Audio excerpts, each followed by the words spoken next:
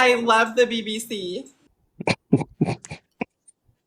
Welcome back to another episode of Beyond Beats and Culture. I'm your host, the cultural commentator, Chase the Dark Sage, here with my co-host. T. And we're back with another episode of Hip Hop Goodness because we are the most consistent show on the platform that actually talks about the music. Make sure you hit the subscribe button and like the video if you haven't already. Comment for the YouTube algorithm. Doesn't matter what you comment. You can comment some fire emojis. You don't have to be part of the conversation, but we do have a more extensive conversation after the actual conversation being had on the video itself in the comment section. So make sure you help support your boys for the free and look at the time. Look at the description for the timestamps and the social media links. That way you can skip to whatever you want, and you can follow us outside of the actual content itself. That way you get kind of supplementary / complimentary content as well on the on Twitter and all the other social medias as well. In today's news docket, we are reviewing J-Rock's 90059 for somewhat the 10-year anniversary review of it. It happened in September. We forgot about it, so now we're doing it today. We also got some new stuff happening, like Ghostface, Killah, and Joey having to cancel their tours. Sean Diddy being sentenced 4 years in jail. He might be poking somebody up, or he might be getting poked up. We don't know. And we also got a few topics with Benny the Butcher being bad for the culture, Absol's horrendous freestyle on Mafiathon 3, and is the age rap ceiling really there? It has Clips's Let God Sort Them Out actually broke it. But without further ado, B, how have you been since the last episode? B, I've been good, man. You know, had an anniversary this past weekend, you know what I'm saying? 1 year from a wedding. Shout out to B. Black Love. Man, shout it out. No, B, come on, bro. You know I got a white queen. Come Oh on. yeah, I forgot. Oh, I just read the whole connection. My bad. Yeah, come on, man. You know, mixed Dabbling in interracial the love. smoke. But no, 1 year, man. Shout out to me and the wifey, man. We trying. But you know, we went and did like a bowling. We played bowling because we ain't played bowling in like 6 years, and you know we really competitive. So I'm feeling it still in my arm. But like I end up kind of winning because I had most points. But like she ended up winning 2 rounds, but I still had more points than her. So I say I'm the winner. You know what I mean? But other than that, man, I went to go see a movie. I could do a little review real quick of the film because you didn't see it. And I don't know, when I seen this movie, I ain't gonna lie, B, I was like, maybe we gotta start back getting into movie reviews. I know you see the movies more than me. You don't y'all go like weekly still or what? Or like We every other used week? to. We haven't been in like maybe. I forgot the last movie we saw actually, but yeah, we haven't been in a little while. But yeah, man, I went to go see one bad after another. Shout out to Paul Thomas Anderson, Maya Rudolph husband. You know, he's a dope director. I like a good amount of his films. But this film right here is probably like the film that's gonna make him like the most money because his films don't make much money at all. But he has Leonardo DiCaprio, super dope performance, Sean Penn, what's his name? Benicio del Toro, ain't that his name? Is it I don't know how to. Benicio? I know what you're talking about. Yeah, Regina Hall, Tiana Taylor, and Chase Affinity. She played the daughter on there. All these guys had great performances. These ladies and gentlemen, man, they killed it. But B, to give you like a little synopsis of the film, it's about like some revolutionaries, kind of in modern times. I think early 2000s to like current day. And it's like a time jump in the film, like 16 years later. But Tiana Taylor was like she was kind of put you in the mind of uh, like a Sada Shakur in a way. But only thing I really didn't, I'm not saying that she was a Sada Shakur, but just R.I.P. By the way. Oh yeah, RIP. I forgot to talk about that last week. And but yeah, she ended up getting in some Dylans and kind of messed up the whole freedom Operation. fighter. Yeah. So by the way, anyways, Tiana Taylor was pretty good. Only thing I really didn't like about her character was she was like over sexualized, but I just wish they kind of like let us know why she was over sexualized. I'm like, is she's like a nymphomaniac? Because it's a point B when she's like, they blew up like a tower or something, and she was just like, come on, baby, let's fuck right now. I'm like, what? Oh, like she was overly horny. She was, yeah, and I'm like, why they over, you know what I'm saying? And like the white supremacist character played by Sean Penn, like I understood, like he sexualized her. I'm like, I get that point because a lot of the like white supremacists and stuff, you know how they be like, oh, you know, they try to denigrate black women, but the whole time they want some of that.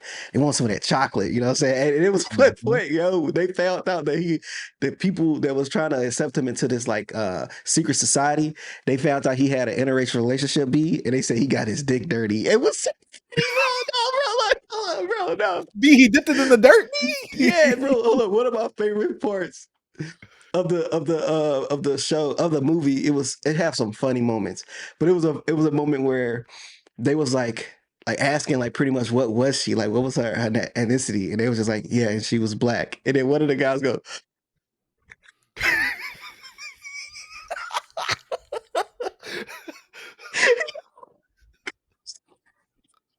especially from the shot, right? The shot was it was facing the back of them, like it wasn't showing their face expressions. You just see the back of them, and then like this wide shot, and you just hear, and it was just so funny, bro. Like, but overall, man, I don't want to get a movie away because when I go into detail, it has to be spoilers. But I really enjoyed the movie. I think it's probably the best movie, even though I haven't watched every movie that came out this year. But out of the movies I've seen this year, this is the best movie, the best film I've seen this year. I'm gonna be honest with you. So shout out to Paul Thomas Anderson and the cast. Yeah. Yes. B, it's a point of this film where it's like once it starts and everything is just go. It don't really feel like it has moments where like boom, it's dialogue and it's kind of like slow. You're sitting in a moment, but it's short. But other than that, like it's a constant it's the story is just developing, everything is just moving. And you got Leonardo DiCaprio character when he's always on the move. Like it's great. It's a great film. It's probably this might be a really crazy take. It might be the best movie of the last decade. It's like it's up there. Not saying it is the one, but it's up there. That's all I'm gonna say. But I know what type of guy in like film you're into. Like I this might not appeal to you as much, but you know a good film when you see it. So you know what I mean? But anyways, shout out to One Bad After Another. Great film. But yeah, other than that, B, that's me. That's how I'm feeling. I seen a good movie, anniversary, just chilling. What about yourself? Yeah, B had an eventful weekend. Me this week, Yeah. that car hack I thought I fixed, it didn't fix it. My car is down for the count. B, dang near. I got to work on it a little bit more today because I've been busy all week, so I wasn't able to work on it. Yeah. Besides that, I'm trying to see what all I did. Dang, what all did I do? I mean, I went out to eat with my brother-in-law yesterday. Okay. My fiance, him and his friend. B. It's just like the different mindsets that like we would have versus what more Midwestern Northerners have. Yeah. Our tolerance levels are just so different because the waiter said something to him and it just threw him off the edge. B. He just got angry. He was like, his manhood got tested. B. And I'm looking, I'm thinking he playing the whole time. B. When he first started it. But then he was serious. I'm like, wait, what did she say that made him so mad? I'm like, I didn't hear a problem. Like, no one else freaked out but him. He was going crazy, me. And you know them, because my girl has a bit of the tendency too, where it's like they get angry so easily. And I'm like, that must be an up northern thing. Because I'm like, why are y'all so angry? It's not B. It's not. But it runs in their family because they get angry quickly. And I'm like, what just transpired? What's the transgression? I have family members that I don't want to go out to eat with because stuff like that. Like, no, it's not a North thing, bro. It's just some people like that. This is the waiter first coming to the table. The first sentence just made him livid for the rest of the night. The first sentence that she read off, he was livid for the rest of that night. I'm like, I don't see what was the problem. Did he at least enjoy the food, me? he didn't eat a lot of it because he said this killed my appetite. He said I didn't want to eat. I said hold on. He said we might as well go. I said hold on, brother. I put my order in. We not going nowhere. I'm hungry. I just got done working. I need to eat. I said hold on, brother. I said you slow your roll. You speaking for yourself right now. I just ordered this fried catfish plate. You can wait. I'm hungry. Facts. That is funny, B. Yeah, I don't know. I was like, it got explained to me, and I'm like, I still don't see the problem. Like, I'm like, I guess, like, and it was a seafood place, and certain stuff is like market price or whatever. So the prices sometimes fluctuate, and it's not on the menu. Yeah, it was just a whole big debacle. But yeah, I feel like that was about it for what happened for me. I mean, I got a few vinyls. Well, I only got one. The Raekwon Only Built for Cuban Links 2. I got that on vinyl. Okay. And yesterday. But yeah, nothing really happened with me this week because this has been a slow week, work wise, and just in life wise. Not much entertainment for me to be indulging in. Yeah. Yeah, B. Without further ado, let's go ahead and get into the show itself. Oh, but what was you about to say, B? Oh, I don't even. Well, I'm about to say something. I don't know. Oh. I wasn't say nothing. Let's go ahead and start off with the hip hop news section of the show. Let's go ahead and start off with the music release announcements. G Herbo, Lil Herb, November 7th. Why is he threatening us with new music, B? He's kind of on a high right now. Believe it or not, G Herbo, yeah, man, he has like a really hot song that was out. I can't think of the name of it. I forgot the name of it, but it's a really popular song. I'm not well versed in G Herbo lore, but yeah, he has a really popping song right now. It came out earlier this year and it kind of picked up steam. Could I go look it up real quick? Yeah, go ahead, do your thing, B. I'm gonna look it up real quick. I'm speaking from the perspective of I heard his last two projects. I believe his last two projects. His last project that came out last year was one of the worst I've heard last year. So Went Legit. That's the name of it. The Went Legit song. People love it. They say he killed it. I actually played it. I was like, okay. Yeah, one of my coworkers said, "Oh, you don't like G Herbo?" I said, "Yeah, I don't think he could rap like that." You don't think G Herbo could rap?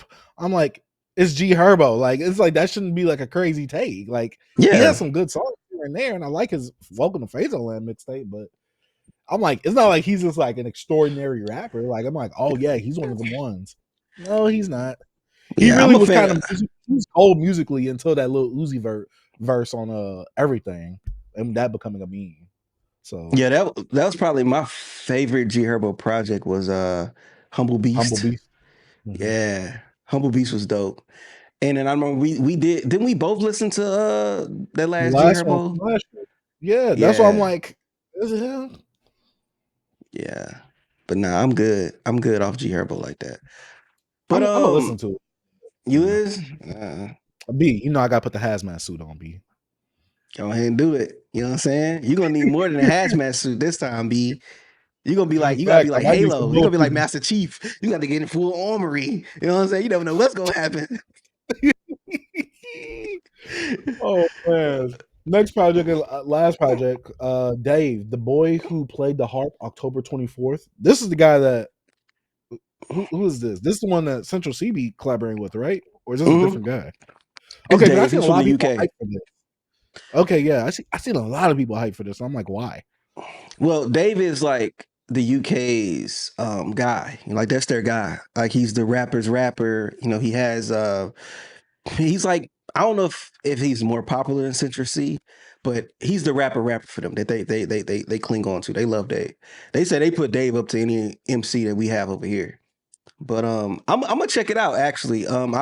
Cause he had a feature on the Jim Legacy album that I really liked, and I heard some Dave songs before on like YouTube, watched some videos. Never like checked out a full project, but I think I will in the coming weeks. I'm gonna check this out, B. You know what I'm saying? Show the UK brother some love, man. They still family. They our cousins, B. They our proper cousins. You know what I'm saying? What? No. I don't want to listen. The only time I listen to UK people is when Skepta is on the Playboy Cardi feature. That's it. And I listened to Central C's album this year. So I thought you liked it. Yeah, it was cool. It was a cool mainstream album. Very forgettable. Especially as the year has continued. Very forgettable. Well, yeah. Yeah. But that's it right now for announcements. B ain't nothing else. It's really slow. And I saw some people telling me it's gonna pick up. It's for to pick up. But we got some stuff dropping this week. And it's not much. I showed some love to B because I know his favorite artist, Autumn, Rolling Stones dropping. I know you're gonna be listening to that. You sick man. Yes, sir. The Yes, Cool sir. Kids dropping Hot Top Fade.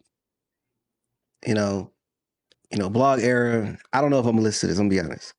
I like the Cool Kids from, Black Mag, you know what I mean? But I don't know. I just never kept really following them. Like Michael Rocks, like I kind of followed him a bit after the whole Cool Kids, and I don't know. Then you got Tia Kareen. What's this? What's this? Karenian? Yeah, Karenian. I'm cool off that. And then we got Bianca, and we getting on here, B. We getting the response from Cardi B song, you know what I'm saying? Because like right after I never knew she was promoting the album to like after Cardi album came out, and now you see posters of Bia promoting Who the F is Bia, Bianca album dropping, and the final song on there is called. I looked at the track list. I think it was called. Oh my god, I should have put it in here, but I already know this might be the Cardi B diss. I'm gonna find it real quick. I haven't seen no. It's called Trifling. It's called Trifling. Oh yeah. So it's called Trifling. I think she's gonna end the album off talking about Cardi B. But I didn't hear nothing about this till like 2 days ago. I saw like some people post about the album. And then last but not least, probably the only album I will pay attention to and that I will listen to this coming weekend is Mobb Deep Infinite.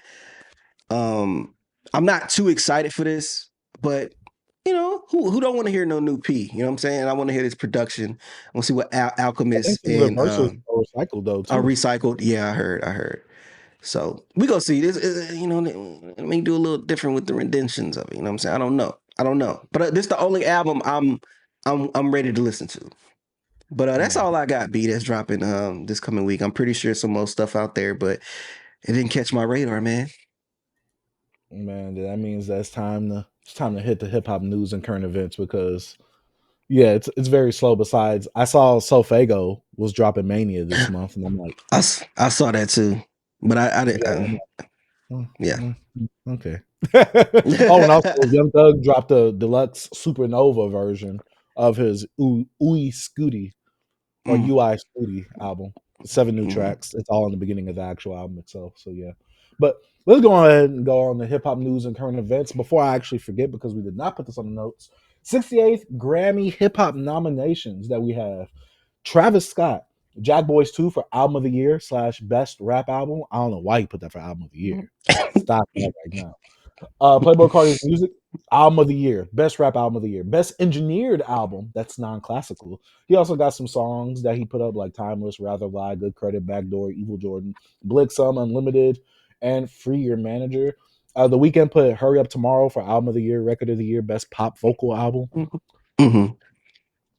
Ye put Donda 2, Best Rap Album. B, I know that you might actually put your vote in for this next one. Offset, Kiari, Best Rap Album. All right. I ain't even heard that album. Bodies, Best Rap Song, Best Rap Performance, Best Rap Collaboration, Bodies. Nah. Kendrick Lamar, GNX, Album of the Year, Best Rap Album, Best Engineered Album. This is going to win some award. I feel like this is going to win some award. I'm just not sure which one. It might. Which one? That nigga might sweep him.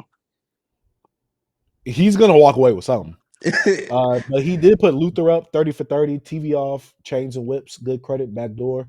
Big X The Plug, sadly put one up, Take Care, the album that he put out last year, Best Rap Album. Ken Carson put up More Chaos. Drake and Party Next Door put up Some Sexy Songs for You, Album of the Year, Best Progressive R&B Album. They also put up some songs for that as well. Jid, God Does Like Ugly for Best Rap Album. Does this do anything for you, B? Cardi B, No. Outside, Record of the Year, Song of the Year, Best Rap Performance, Best Rap Song. If that wins Best Rap Performance, we got some problems. Pink Panther has put some up. Tyler the Creator put Chromacopia up. And some songs from the newest album, Don't Tap the Glass. Clips put up Let God Sort Them Out, best rap album, album of the year, best engineered, best recording package, best album cover, best immersive audio album. They also put up Don't The Birds Don't Sing, Change the Whips, and So Be It for best music video. So yeah. B, how we feeling about these nominations, B? I know you're really happy to see some of your people in here. Yeah, it's some cool noms, but bro, I think Kendrick gonna kill these niggas. I hope Clips get something, but Kendrick gonna sweep these niggas up under the rug, bro. Mm-hmm. He's gonna win something. And you're gonna be like, Mike B get the broom? B, it's crazy. You said something seems like it's he might leave with two. Sick might leave with the whole category. Nah, but he has a lot of nominations. So even for pop, even when him and SZA got the 30 for 30 on there. Mm-hmm. I don't see that winning on pop anything. Though. I don't see it. I don't see it winning. Because if Sabrina Carpenter has put up any numbers, then they're definitely gonna win that. I mean, she's gonna win some type of award in that area. Yeah, but when they come to hip hop, I think Kendrick gonna sweep them on the rug. B, I'm telling you. Yeah, I mean, if Playboi Carti's music is best rap album of the year, you know that's not happening. It's songs on there I like, but no, it's not happening. I mean, hey, they have him and Kendrick got a few songs together, so hey, one of them wins a Grammy, the other one wins one too. I'm just saying, B. In other news, though, Ghostface, Killah, and Joey Bada have now canceled their tours. Ghostface Killah said because of the government shutdown. Joey, I don't believe he's given a reason, but a lot of people are speculating because of low ticket sales. Sucks to see. Maybe it was the Absol freestyle. He saw it coming and he just said, yeah, let's cut it. Man, look, bro. Joey have had one of the best years and one of the worst years simultaneously. Like he had a high this year and it's just like nothing came. I don't know. It's just because with the whole artificial manufactured type of beef they tried to do was whack. It was no stakes involved in this beef. You're trying to get a reaction out of Kendrick, which was like, there's no history there really. Like, you know what I'm saying? There's no story there. When beefs have some type of like stakes to it, have a story to it, a storyline, it raise more stakes and bring the fans more into it.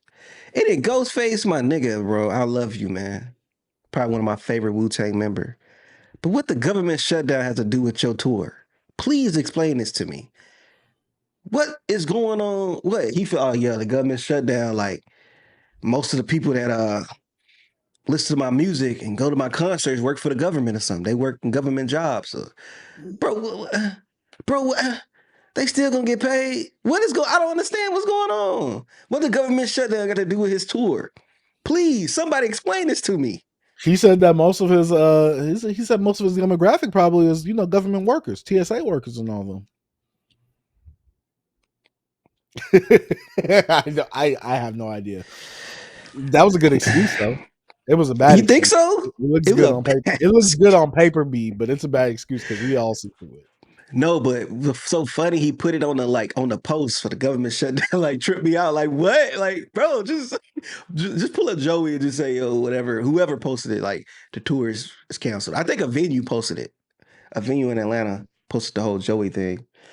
And just to go back to Joey, man, this is a bad look, bro.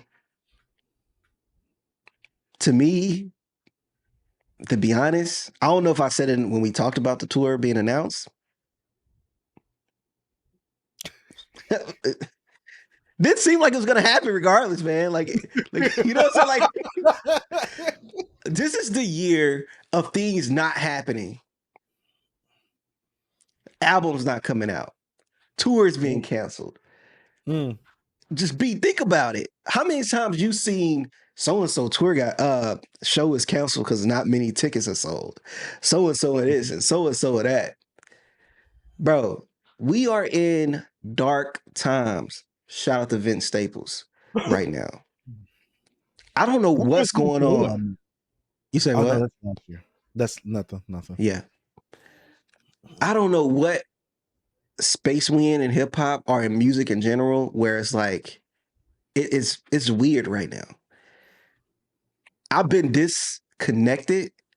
We do a hip hop show every week, but I've been so disconnected to hip hop at my most while being so evolved at the same time.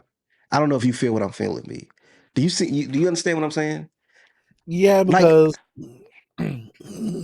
Jesus. For me, I feel like I've been doing a lot of going back rather than mhm, listening to what's current and what's now. And mhm, so for me, like we do have some standout albums here and there, but yeah, last year was a better year for releases. Like I felt myself going back to a lot of releases last year that came out uh during last year rather than this year. I got like a handful of albums that I keep going back to. So yeah. yeah. And another thing I'm just saying is like, even with the content out,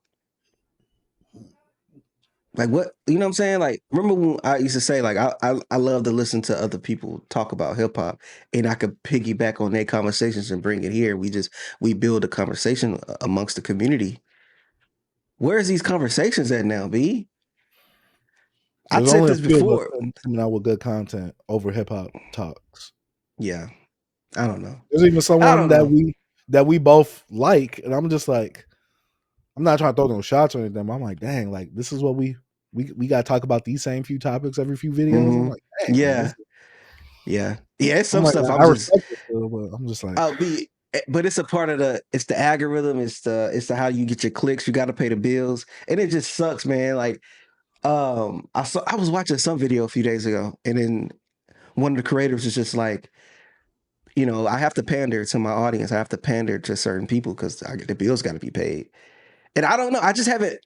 I guess we just haven't made it. We ain't at that point where we pandering because I can't pander right now. no, no. I can't I do want to it, put bro. something new in the space, B. You say what? I said I want to put something new in the space. Yeah, man. I don't want to pander, bro. I can't do it. Even like when you build relationships with people, and sometimes people can't be honest about how they feel about an album. Like I love to be in rooms and have conversations with some of these publications and some of these artists and stuff, and actually talk to them. But I'm gonna be honest with them because I don't want to sugarcoat anything. I want to keep my integrity. But when it comes down to it, the integrity don't mean nothing when it comes to the money, B. And Oh, of I, course not. yeah. That's one space I never want to be in, man. I just never want to Where be in you're that space. dependent on this, but that's what happens when you become dependent more so on this. So you're relying on Yeah. this. I don't care how big. Let's say if like our channel just shoots off next year and further on, right? I will never quit my career. Yeah. I just won't do it. Mhm. I'm gonna make it's just because I don't want to be a person that has to because regardless, you're gonna have bosses. And when I have a boss, there's millions or thousands of people on the internet, and they can I wake up one day and just like, I don't want to listen to him or watch him anymore because I've done it to people. And some people do that to you. I just don't want my future in their hands. So Yeah. I'm not loyal to any company or anything. I'm all around. Like I make money there, I make money there, I make money here. Like you told me, B. I remember I used to have, I think I had like this was like years ago. And I remember we was talking. You was like, I was like, B, you got this account? You're like, hey, my dad always told me don't keep don't keep your eggs in one basket or whatever. Oh You yeah, told me, don't yeah, keep all your eggs in keep one your eggs. basket. And I was like, hey, that's just how I am. I took that advice, B, and that was I don't know like 10 plus years ago. And hey, I don't do that because you just You never know what can't, can happen. because if that Yeah, basket breaks, hey, it's over. it's a wrap. Start a new plan. Niggas gonna be like Dr. Umar. I talked to PayPal, brothers and sisters. PayPal has shut down my account. I'm gonna need everybody. Bro, you don't got They're no other bank scamming. accounts. They're Bro. scamming. Cash App. Like, Donation. donations. Man, get out of here. How you gonna run a legitimate business or whatever you're trying to do? Build a school and don't only have one bank account, only one source where you keep your funds? That's weird. I agree. But you know what else is Yeah. weird, B? What's weird, B? Diddy. Everything he's done. He's gotten sentenced to 4 years, B. I know you're really gonna be sad with the lack of Diddy music and content coming out now because of him being sentenced, B. How do we feel about the sentencing? How I feel about it, I feel like it's a wrap up now. When we started the show, everything was blowing up with Diddy, and now it's like an end of the saga. The saga no longer continues. It's over. Um, a lot of people was thinking Diddy was gonna come home. I wasn't. I felt that the judge was gonna use him as an example and someone with the power that Diddy has, and that he wanted to set an example for him. So he's looking at, they gave him 4 years, but I think he's gonna do 3 time served, you know, the year it took it off. And how I feel about it, I'm like, hey, they could have gave him 10. Even though I know he wasn't on trial for the video of what he did to Cassie, but that played a big part into his sentencing, even though some people will not find that fair, you know. But it is what it is. Life's not fair, bro. And he was tooted up, crying. I don't know if you saw the pictures. I've seen the caricature photos. Yeah, they took the character photos. You saw the character photos? Somebody say, look, he tooted up as usual. Hey, look, it's crazy. You know, they say, oh man, I don't want to laugh at somebody when they down. But in this case, I don't care. Yeah, I don't care in this case. But yeah. That's all I gotta say really about it. As the poetic BFB, the Pac-Man has said, it ain't a crime to be a freak. Let that Negro Diddy free. Cut the beat. All right, let's go on to the next topic. You say, B the type of B say, oh, 4 years for letting other dudes smash your wife? Your girl? Like, nah, bro. It's other things, man. It's other things. Oh man. Yeah, I heard some of the stuff that he got put up on. I'm like, I don't know what's happening in that trial because there was just so many things flying around during that time. I'm just like, I don't care about this whole trial. But then again, I was never a huge Diddy fan or supporter. So it's like, whatever happens, happens. It's not I don't have no stake in that at all. So yeah. Yeah. But yeah, B, what's up with the Spotify founder and CEO stepping down, B? Yeah, man, he stepped down, man. I think there's gonna be some changes. There's been a lot of things happening in Spotify. I wanted to just, you know, shine some light on this and being like, it says Spotify founder and CEO Daniel Ek, I don't know how we EK, is stepping down, transitioning to a role of executive chairman. So I don't know if this is gonna be a step where they trying to bring in somebody else. I don't know. They're gonna bring in somebody else with some different, attributes than him. But my whole thought about this is, I think Spotify is going into another direction, B, that's going to get nasty. Because you got to think about it. They're doing the whole AI stuff. I talked about it 2 weeks ago about how they removing bots and doing all this type of thing, right? I don't know exactly what this means, but things is getting weird. And we talked about the music industry. I don't know. I just want to just keep people updated. Keep watching these people, bro. Stuff is moving around, B.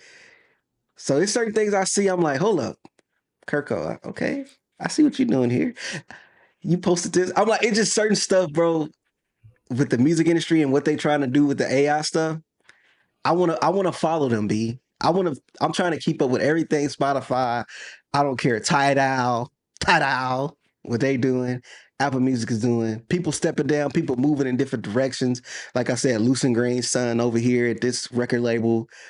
They all in cahoots. And we see the stuff that happened with TikTok. We see stuff that happened with Instagram, Facebook, with the music. We just gotta watch these moves. We just gotta watch it. If he's stepping down, like, okay, what are you trying to like get away from? It's just certain stuff you just never know what's going on. So I just want us to pay attention. That's it. It's not too crazy. I just want us to pay attention to what's going on. But something's gonna happen. People just don't step down. The whole streaming 2.0 thing and all that. And all this stuff happening, bro. We just gotta watch this, bro, because we talked about this before, I believe. It was like, what's next? What's the next step for the industry? Because we talked about what we want for the artists, direct to consumer. But what is the executive of these streaming services and these record labels? What are they gonna do to get in front of they trying to do to get in front of all that? You know what I'm saying? So I don't know. Just watch. Just watch. Just continue to keep your eye on these weirdos, man. That's it, B. Yeah, not too crazy. Yeah. with these streaming services. And last, Bad Bunny performing at the Super Bowl this year. I've seen a lot of talks about this on the timeline. Some talks I just don't get. I'm not a Bad Bunny fan. Are you a Bad Bunny fan, B? Nah, but I listened to a few of his albums, man. It sound good to me. I don't know what he's saying, but it sound good.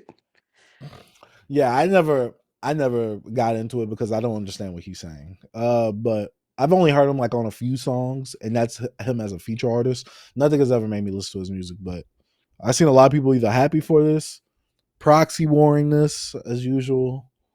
Weird. B, how do you feel about this? I just think people need to like chill. Like you don't really care. They just get mad. People just get mad over stupid stuff. Like, bro, I watch Super Bowl every year. And usually when they come to halftime performances, that's not your time for me. Or wings. I go get me whatever I'm eating or cooking that day. I'm going to go get my food. I'm going to get me a drink, get me a snack, maybe some freaking queso, some chips. I don't really care about what's really going on. The only performances I actually paid attention to in the last, I don't know, 10 years was Kendrick's. I watched the Weeknd's performance. The Dr. Dre M. Like that's probably the only ones. Other than that, I didn't care. And I watched every Super Bowl since I could watch Super Bowl. And I only remember a few of the performances because I don't care. And most of these people are trying to make it a whole, they bringing in ICE, which this man is Puerto Rican, like U.S. territory, bro. Like he's technically American. And they talking about, I think I saw Megyn Kelly, which is like a right wing lady, talking about this is attack on MAGA. I don't know if she said that directly, that the direct quote, but I saw a headline that says she said this is a direct attack on MAGA, and I'm like, oh my god, bro! It's just some of these things. I don't know what the world has come to, man. It's sick. What are we doing? I don't know. I actually don't know what we doing here. This is a direct attack to MAGA because of freaking Puerto Rican, and we know that the NFL is making a real hard push to be international, trying to be more, worldwide, pretty much. Are they? Yeah, man, we have Are they games trying in to freaking compete with soccer? It's hard to compete with soccer, but if it's a competition and if it's a league you want to compete with or any other sport, it will be soccer because that's like the biggest sport in the world. But with football, they've been having they be having games in London. They do Ireland. I think they did Brazil. Like actual NFL games there. Actual NFL games. I think it's one there. I think they was in Dublin last week. I forgot what team. But yeah, they've been doing them. Yeah. They've been doing them for the last a good amount of years now.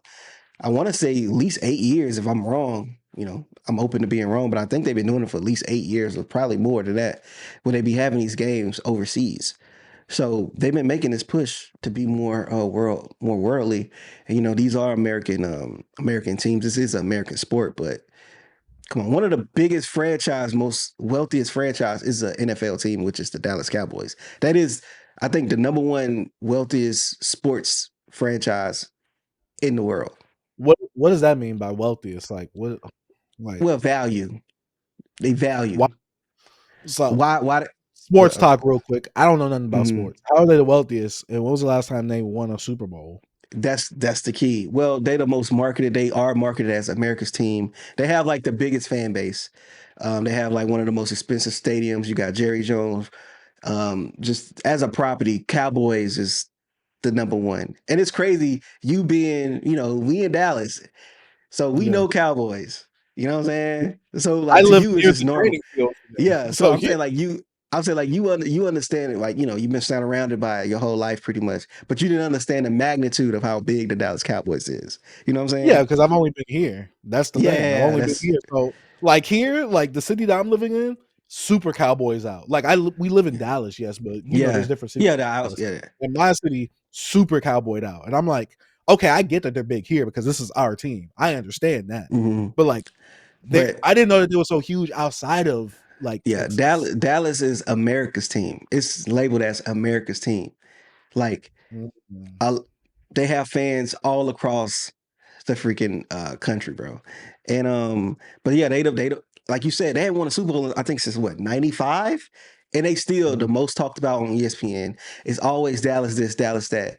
It's always this and that. It's just that's why they the most valued franchise. I think Golden State Warriors is up there now, and there's a few soccer teams. I think New York Knicks and Giants. Like I think Lakers they up in there, but Cowboys I believe is number one. They just That's crazy. it's crazy, B. It's number one. Down Oh to man, the you're not city. even a Cowboy fan. Hey, B, I got some Cowboys Canes cup in my cupboard though. Hey, shout out What to you the got? city, B. You went to that Post Malone joint? You ever been there? I did. Wait, what Post Malone joint? The Post Malone Raising Canes.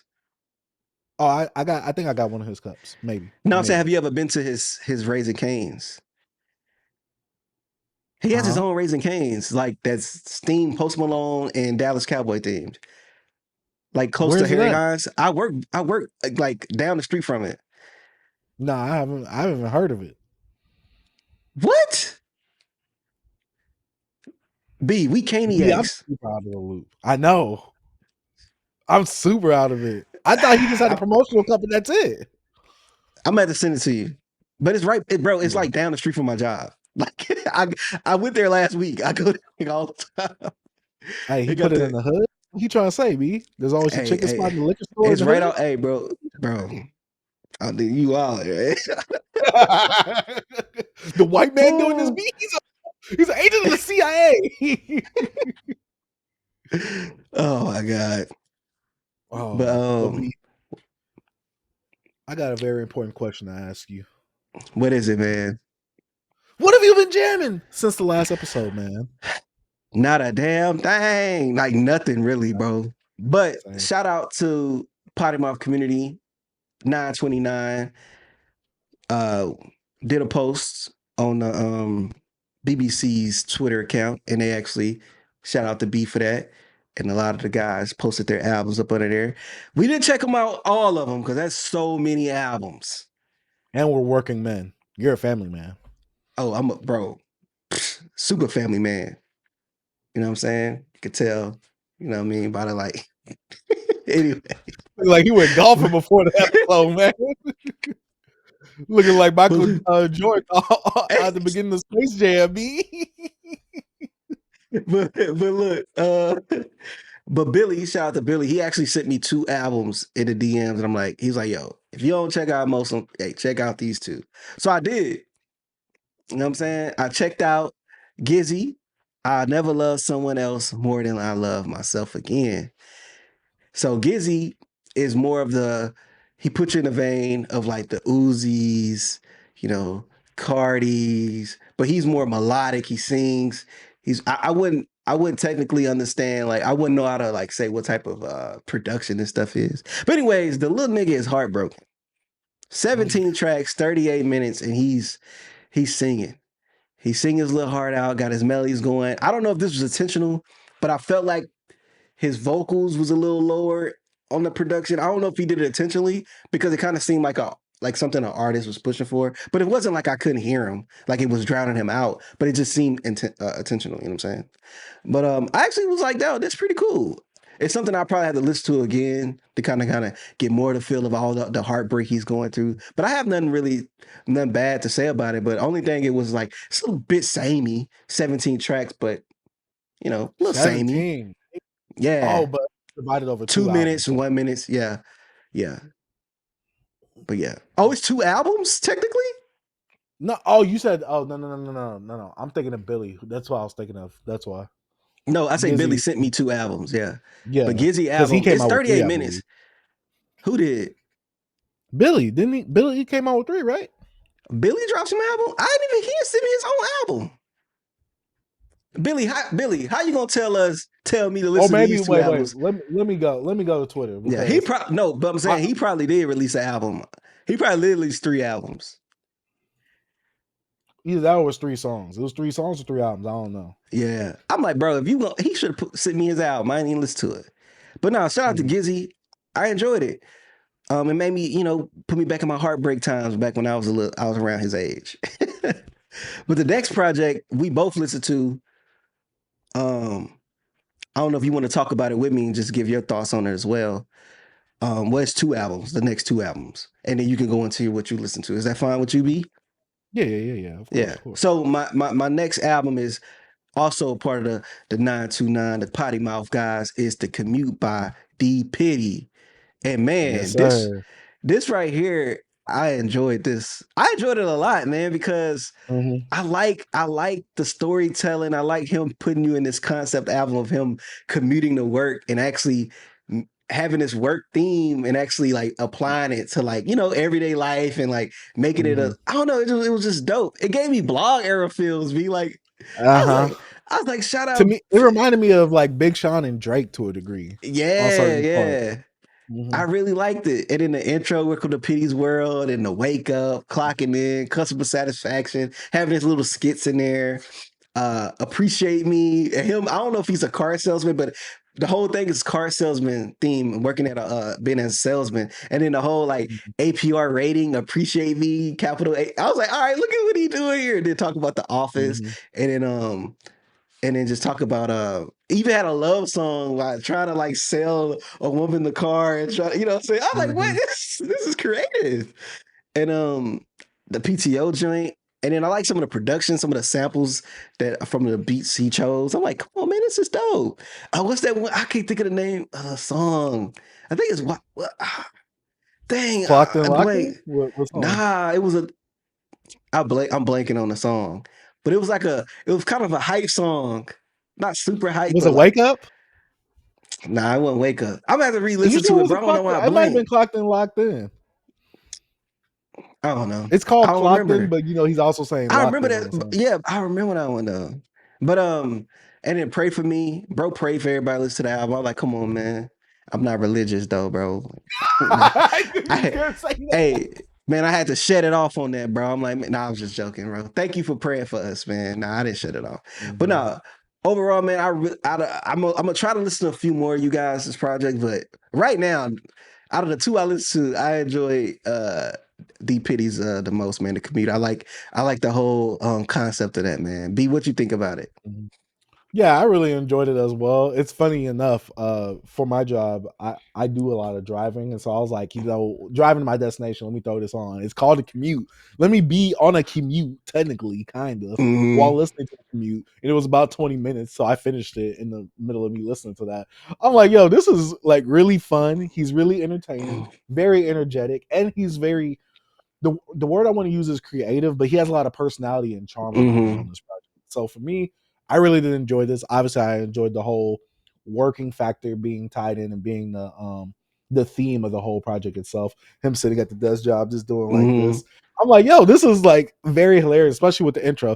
This is Piddy's world, so Yeah. Piddy's girl, something like that. I forgot what Yeah, he yeah. says because I've only listened to the album once, but I'm like, yo, this is really fun. Like I have no problems Mm-hmm. with this. Like I said, it gave me those early Drake slash Big Sean vibes from the blog era itself. But I thoroughly enjoyed this project right here. I was like, yo, I added to the library. I was like, yo, I need to give this another listen because this was actually Right. really fun. And like I didn't And have no it, problem with it. Plus, it wasn't too long either. It was like what, 20 mm-mm. minutes, 9 songs. So yeah.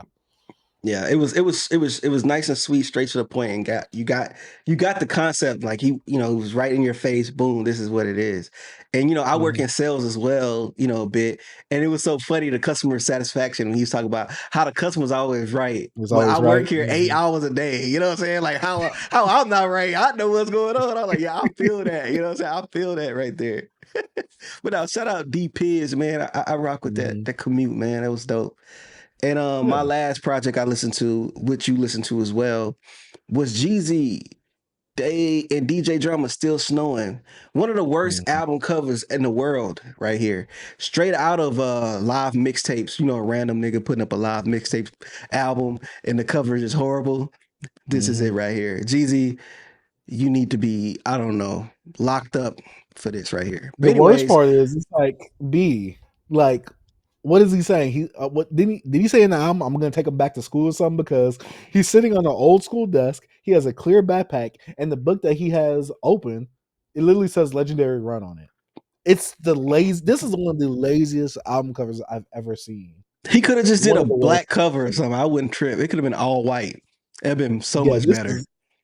this is horribly offensive. this is bad. This album It's really technically is bad. Straight up bad. But let's talk about the music. This music does not reflect the still snowing. This don't give me snowing vibes. This gives me summer vibes. This like cookout music. This Jeezy on your grandma and your grandpa playlist. You know what I'm saying? Even though he got one of my favorite songs ever on here, he did on Hurt to the Sky. You Can Win, the whole the blackness. You know that song? I know the songs, but I never know them. I never know the names of them. That's one of my favorite songs ever. Anyways, as long as you keep your head in the sky, you know that. Like I said though, I don't know the names of the songs. The blackness. We went over a lot of That's the old sound of beats. blackness. Yeah. But anyways, I guess it's vibey, but I can't really give Gucci any points from this because the samples and the beats, the production of all the value, the music is. I'm just saying it's all connected to us being young and being at a cookout, and you already have this relationship with these songs and how much you love them. To me, Jeezy didn't really add nothing to him vocally, or him not like vocally being like him, you know, a singer, but just him being a rapper. It did nothing to it. It was just like I don't know. You didn't like this? I think for me, I don't. But look, I don't dislike it. But it was. I will never go back to this. Like you give me it says still snowing. I'm thinking I'm gonna be yeah. You know what I'm saying? But I'm in there like okay. I'm dressed for the attire. Where's the barbecue? You know what I'm saying? That's what I was feeling. It don't give me still snowing vibes. So I was thrown off by the title, and then what I went into was totally different. Like I said, this is nothing I would return back to. This wasn't bad. It wasn't bad, but it was a why to me. I don't know. I think for me artistically with this project, first of all, we need to sue Dr. Fahamu Pico for making this cover art. I see it on the back of the cover right here. This is a Gangsta Grills. I agree with you, B. The title's still snowing and getting the subject matter in this. I'm thinking, okay, G's gonna take us back to the basics. He's gonna take us back to school. This is what we're gonna do with this. I was very surprised to hear the production on here. Now, shout out to the boy Afro Reyes. He's the one that sent both of us this. Told us like, yo, check it out. It's pretty good. And you know, at first I was like, oh, I wasn't gonna check it out because to be real with you, I haven't followed Jeezy's last few releases itself. I think Jeezy is kind of like coasting in the last part of his career, which no problem. He's a legend already. He's cemented, right?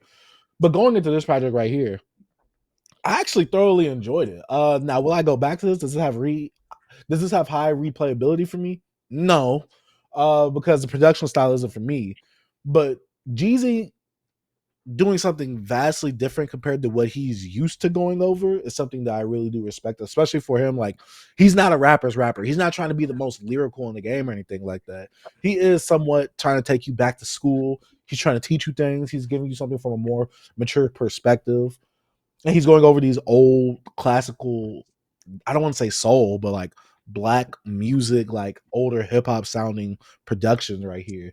To me, it was very different compared to what he usually does. Different doesn't always mean good, but I respect the change of direction of what he usually goes in over these super heavy bass driven trap beats to him going over something like this. I was actually taken aback, and I'm like, I'm listening to the lyrics. I'm like, all right, Jeezy kind of stepping his pen game up a little bit. Not saying he has the best pen in the world or anything like that, but I felt like he was kind of stepping it up a bit more. He seemed a bit focused on here, but this is 17 songs. He does come from that era of making longer albums. This did kind of like wear its welcome on me because I'm like, all right, I kind of know what I'm getting with this now. Like, nothing really wowed me after the first few songs. Kind of like, okay, I know what I'm getting for the rest of the project. I didn't think it was bad. I thought it was a good attempt. To me, this is like that more mature lane that Southern rappers are going in. Like with Juicy J coming out with that album with Logic this year, having a more mature theme to it as well. 2 Chainz kind of going over more mature subject matters as he's been releasing music as well. So, I mean, I think this is the trend amongst Southern artists as they've gotten older. They've tried to become a bit more mature, maybe try and go for a different sound as well. But yeah, this is a cool project. It's not bad, but I also haven't listened to Jeezy's last few projects either, but I don't intend to either. But this one definitely stands out within his discography because of how different sounding it is, though. So yeah. Me, what's wrong? I'm just like, Why, nigga? Like I'm just not. It's not bad, but it's like, don't tell me it's still snowing. Like you could have named this something different. This don't even give me DJ drama, gangster grills feels, and I'm all cool for I agree. maturing. And I'm not like you. Like it's crazy because I watched a whole a clip of Style P talking about maturing as an artist and being a gangster and still being a gangster and moving on and being just a gangster in a different category in a way, like not still being in the streets, but I'm just for the focus on bettering myself. Blah blah blah. I get that. But from this project, it just didn't feel that way. Like to me, he didn't present it well. It wasn't marketed how it should have been. If it was called like Still Shining or something like, you know what I mean? And I'm like, okay, Sunshine and a different cover. I don't know. I feel like it was marketed pretty bad to me. I And think the thing I is think with that threw it Jeezy, off for me. I think the thing with Jeezy is that he is the snowman. So he has to tie in something about snowing with his name because that is his nickname. He don't have to because he have albums his album titles had nothing to do with snow. Yeah, but when it comes to mixtapes, though, Is all his mixtapes got snow in it? it has something to do with being street. This had nothing to do with being street. You don't think so? I think he was giving game on this one to a degree. Yeah, from some of the stuff he was saying, but it's like, man, B, I'm not saying this is bad. I don't want people to think like I don't like it. I just don't like how it was presented to me. Exactly. Yeah, I get exactly what you mean, B. That's why the only thing I could think of is him having this album cover on here. But even still, it's like I'm thinking honestly, when I first saw this album cover, B, I thought we was gonna go back to some like Trap or Die vibes with still snowing. And we had that Snowfall. The last mixtape these two had together was Snowfall. Yeah. I'm thinking we was going back to something like that. I'm thinking we gonna get more of that. I'm not mad at this, but I get your gripes with it. I'm just like, all right, if I'm judging the music based off of what the music is, then I'm like, that's cool. It's enjoyable. Yeah. But this is something this out of Jeezy's catalog. This will not be something I replay though. Overall, for me, I thought this was a cool project. Not bad, not offensive. It was worth the check out for me because I've been listening to a lot of Jeezy this year, so to have a project like this come out, like I said, I haven't checked out a whole bunch of Jeezy projects since he's been like what a seated chair member of Def Jam. I don't know what his position is in that, or if he's even still with that. But yeah, I've listened to the last few Jeezy releases since the Seen It All album. Yeah, I think so. Yeah, yeah, I think that's the last album I ever listened to from Jeezy. Besides this one. Yeah, if you guys are still Snowin, let us know what y'all think about it down in the comment section down below. But B, I guess I could go on with some of the stuff I listened to. I didn't listen to a whole bunch either because I've been busy this week at work and busy with stuff at life. But shout out to 929, like B was saying earlier. We already talked about the Commute. Shout out to that boy D Piddy. Some of the albums I listened to from that, which is only 2, because I was trying to look up some of you guys' albums. Some of y'all had them Apple Music links. I'm like, I didn't like one. His name is Obsidian. I had to find the certain letter of how to get that little O with the slash on it. I added this stuff to my listen to later, but I didn't get to a lot of it. But the ones I did listen to, outside of the ones that me and you listen to Henny, Casanova, The Unction, and I really enjoyed this project right here. I don't listen to everything once, so I can't really give like any full detailed things about it because I listened to it earlier in the week. It's basically been dang near a week since I listened to some of this stuff because it came out 9/29. We recorded this on Sunday. Yada yada. You guys get where I'm going at. Listen to The Unction by Henny Casanova. I really enjoyed it. The only thing I have to say about this one is that it sounded like the mixing was a bit off. That's the only like thing I was like, okay, if I had to like tweak something, I'd make your voice maybe a little bit higher, but that also could have been an intentional thing, like you were saying about the other project that you was talking about, B. And the other project I listened to, I'll Never Move On by Four. Four is doing his thing on here. He's doing his melodic crooning as usual. I thoroughly enjoyed this. I even like the feature that he had with It's AD on Bailed. I really did enjoy that song right there as well. But that's all I listened to in terms of like the whole 929 because there's a lot of you guys and there's only 2 of us. But I will be listening to some more of them this week though, because I listened to some of the ones last week. I'll listen to some more this week. And the only other new album I actually listened to was Bryson Tiller's now first disc of his double disc album, Solace and Devices. I've already talked about Devices on here before. Now Solace is out, which is supposed to be on the 10-year anniversary of Trap Soul. People have been glazing this album on Twitter, and I just do not get why. I like Bryson Tiller. I'm a Bryson Tiller fan. I think Trap Soul is definitely an era-based classic. Now, can I say it's a classic? It did somewhat change the sound of R&B to a degree. I'm See, I feel like it's hard for me to call Trap Soul a classic because I'm too emotionally invested with that album. I had that album on vinyl. I loved it. I grew with Bryson Tiller before he became huge. I remember him on Vine and SoundCloud days. I remember when Lean Squad was putting his songs and videos that don't trying to get the timing down and all that. I was there. I remember when he only had like 4 or 5 songs on SoundCloud, and like 2 or 3 of the songs that was on his SoundCloud actually made it to the album Trap Soul. I was there. I'm too emotionally invested with Trap Soul to really say, like, is this a classic or not? Got to get that preface out the way. Because last year I talked negatively about his last album, the self-titled album. Album cover was horrible, even though he changed it on Spotify and streaming services. It's still horrible. In fact, this one's worse. But going into this project, Solace and the Vices, double disc album. I was like, Bryson, we do not need a double disc album. We do not. We just got an album last year. And you had some hits on that album last year. This album right here. And he went on Zane Lowe's radio show talking about, yeah, guys, y'all shouldn't listen to albums and look at people's thoughts as you listen to the album, which I thought was weird. Like, oh, you scrolling the Twitter TL as you're listening to an album? Like, that's weird. Listen to the music. But I went to this album, B. I had a completely different mindset compared to everybody else. Everybody else was saying this was a classic Bryson Tiller. This is what we needed. This is what we wanted. I'm like, I was waiting for the R&B side because the Vices was the rap side. And I'm like, he's not that great as a rapper. I'm like, okay, I'm waiting for that R&B side because that R&B side going to hit. Got the R&B side B. I'm like, there's some cool songs here and there, but this ain't what y'all hyping it up to be. This isn't better than Trap Soul. This is not better than his second album. Dang, this isn't better than Anniversary. I don't know what y'all are talking about. There's some cool jams here and there, but on that R&B side, B, he's already not a talented vocalist. Some of the songwriting on here felt too modernized. I'm like, this feels like songs maybe I would hear on the radio, but these are memorable songs. These are the songs I remember. He's not giving me those slow burn songs like I got on Trap Soul, like I got on his second album. I forgot the name of his second album. But I didn't get songs like that. To me, these songs felt too short. They didn't feel fully conceptualized. We didn't get those really nice slow ballads to make this feel like an album.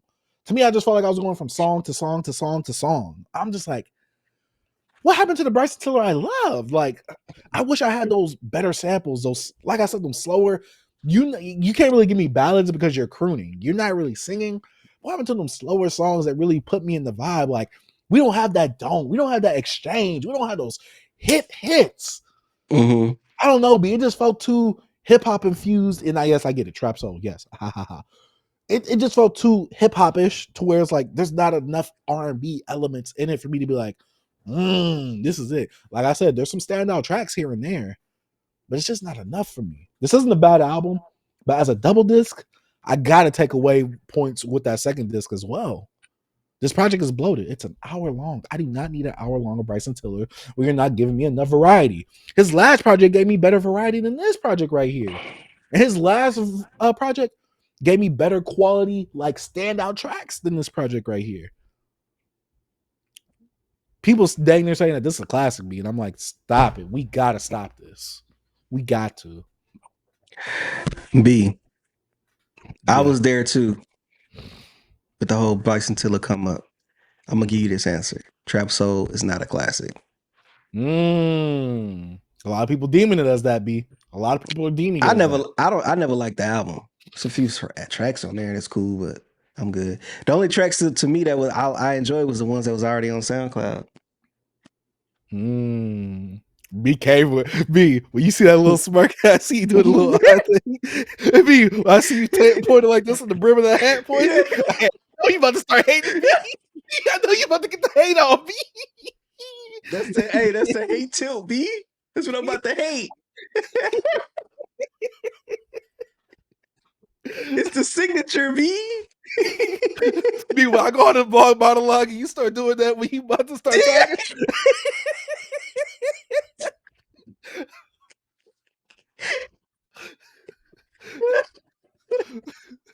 Oh my god! Shout out to Bryson Tiller, man. Shout out to Bryson Tiller, bro. What, bro?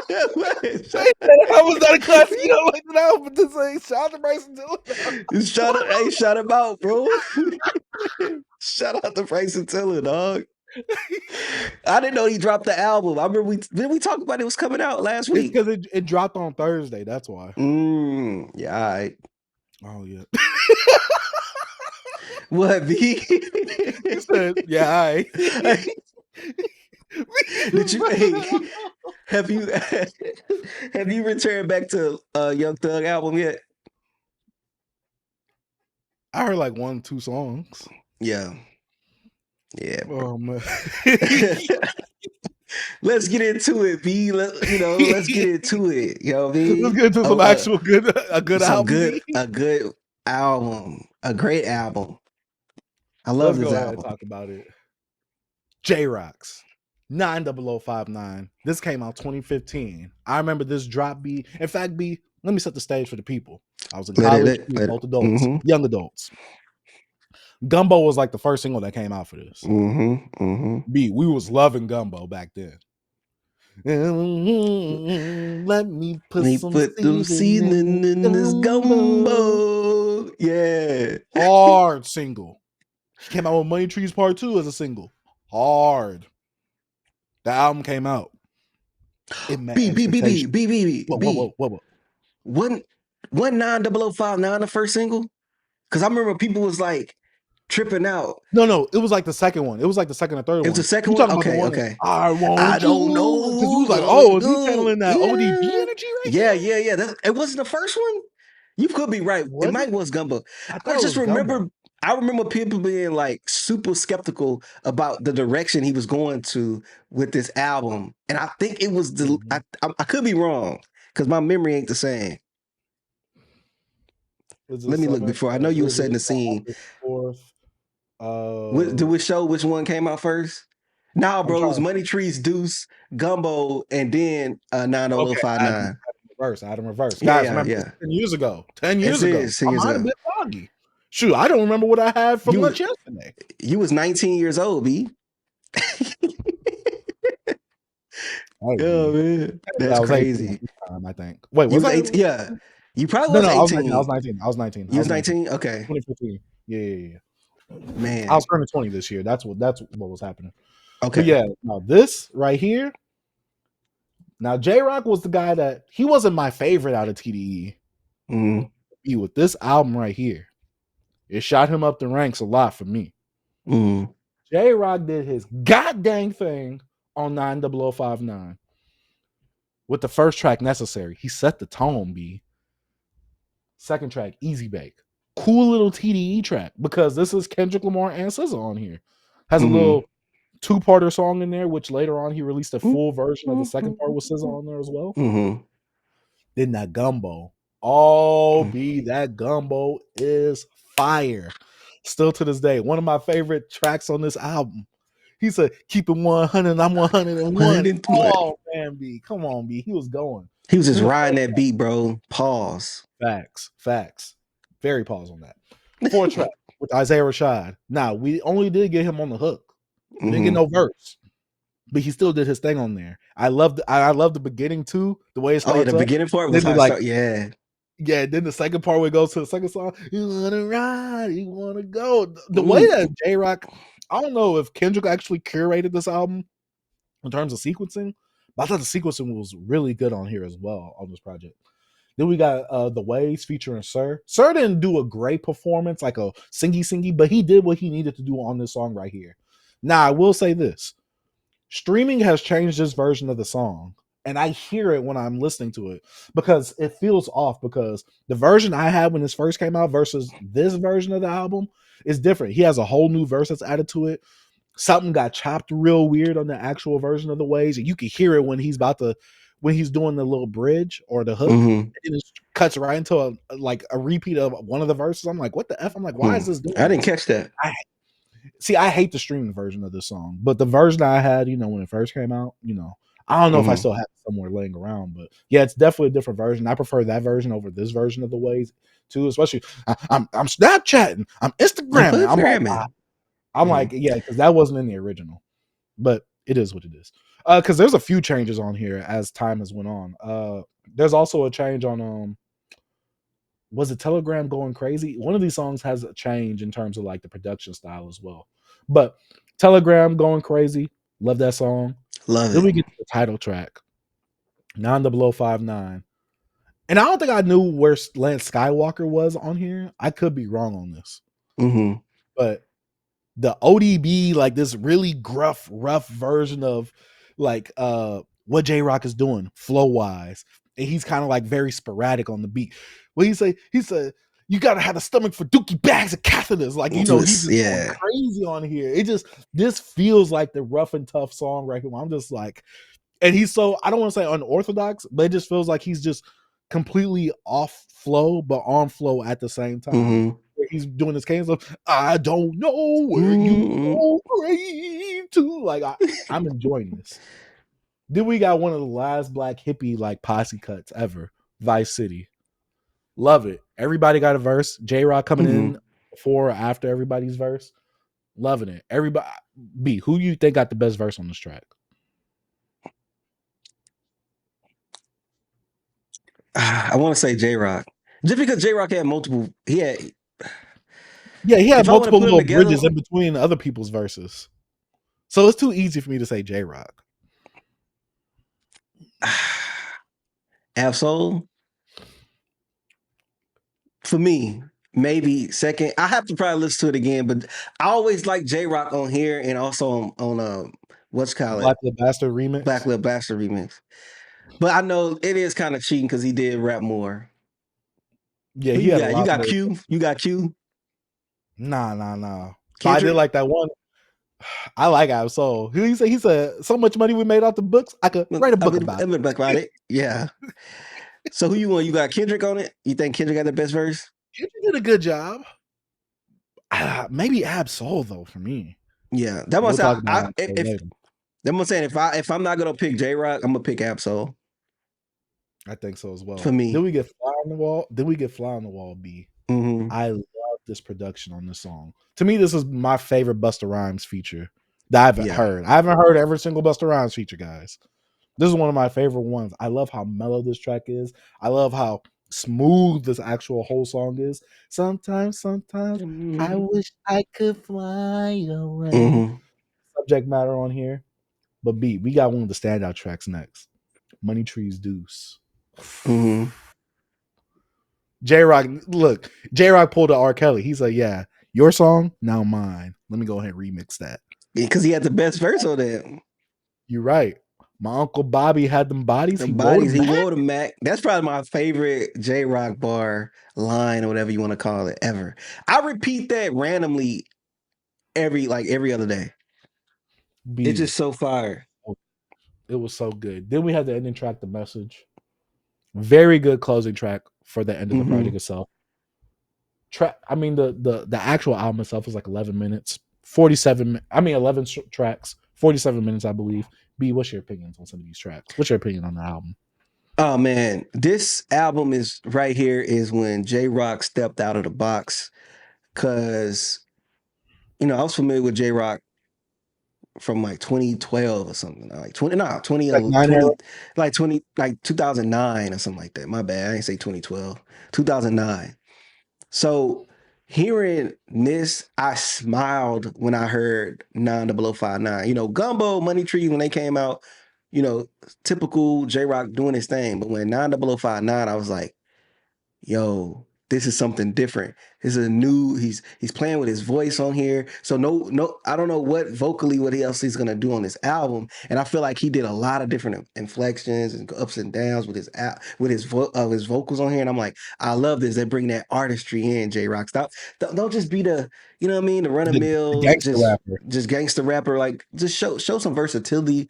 Show us something different. So that's why this album stands out in his catalog for me, and also the runtime, and just it's no room for error to me right here. So the track list to me is like flawless, except for like The Ways is like the least song I like. It's a cool song, but it's like the least song. But everything from this album, from the features, from the subject matter, everything J-Rock was trying to put together, he did it perfectly on here. This is his magnum opus when it comes to J-Rock catalog. It could have been a passion project, and like what's that one line, like always bringing in the 900 like where he's from, like from Watts, and being like, why you keep messing with me? You know what I'm saying? Like, you mess with me, like all this, like my zip code, like, bro, do you know where I'm from? Like, it just all that bring in into this album, man, and like the message. I think this album is it's up there in like some of TD's greatest. Like, it's probably top. Is it top 5 CD release See, or top I asked you 7? that earlier. Is it top 5, It's top definitely top 7? 7. It's definitely top 7. But top 5, we got to think about Control System. I know. Yeah. Section 80, Good Kid, Mad City, Mm-hmm. To Pimp a Butterfly. Mm-hmm. That's already like 4. Yeah, that's what I'm saying. So it's top. It It's for has to sure be a top top 10. 7. It's for sure a Top top 10. 10. Yeah. Because then we have to. You didn't even bring up blank face, right? I didn't. Yeah. So yeah. But anyway, Not to Blow 5 now. It's like an album, right? I don't see many people praising it and talking about how phenomenal this album is.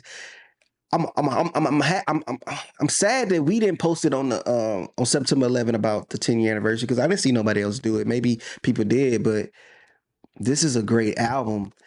Like, oh my God, it's talking about that Busta Rhymes feature, the Macy Grace on the hook, Fly on the Wall. I love this track. I like you said, I love how like mellow it is, and just how Busta Rhymes is like, yo, they don't even know this like all fit collaboration. And like he's talking about like he's telling the story of just being on the Fly on the Wall and just all this. I love the imagery that Busta was doing, and I love the flow on the song. It reminded me of his flow on the West Side Gun song. I can't think of the name of it, but he was talking about like dealing coke on that. But it still was in that same kind of pocket he was in.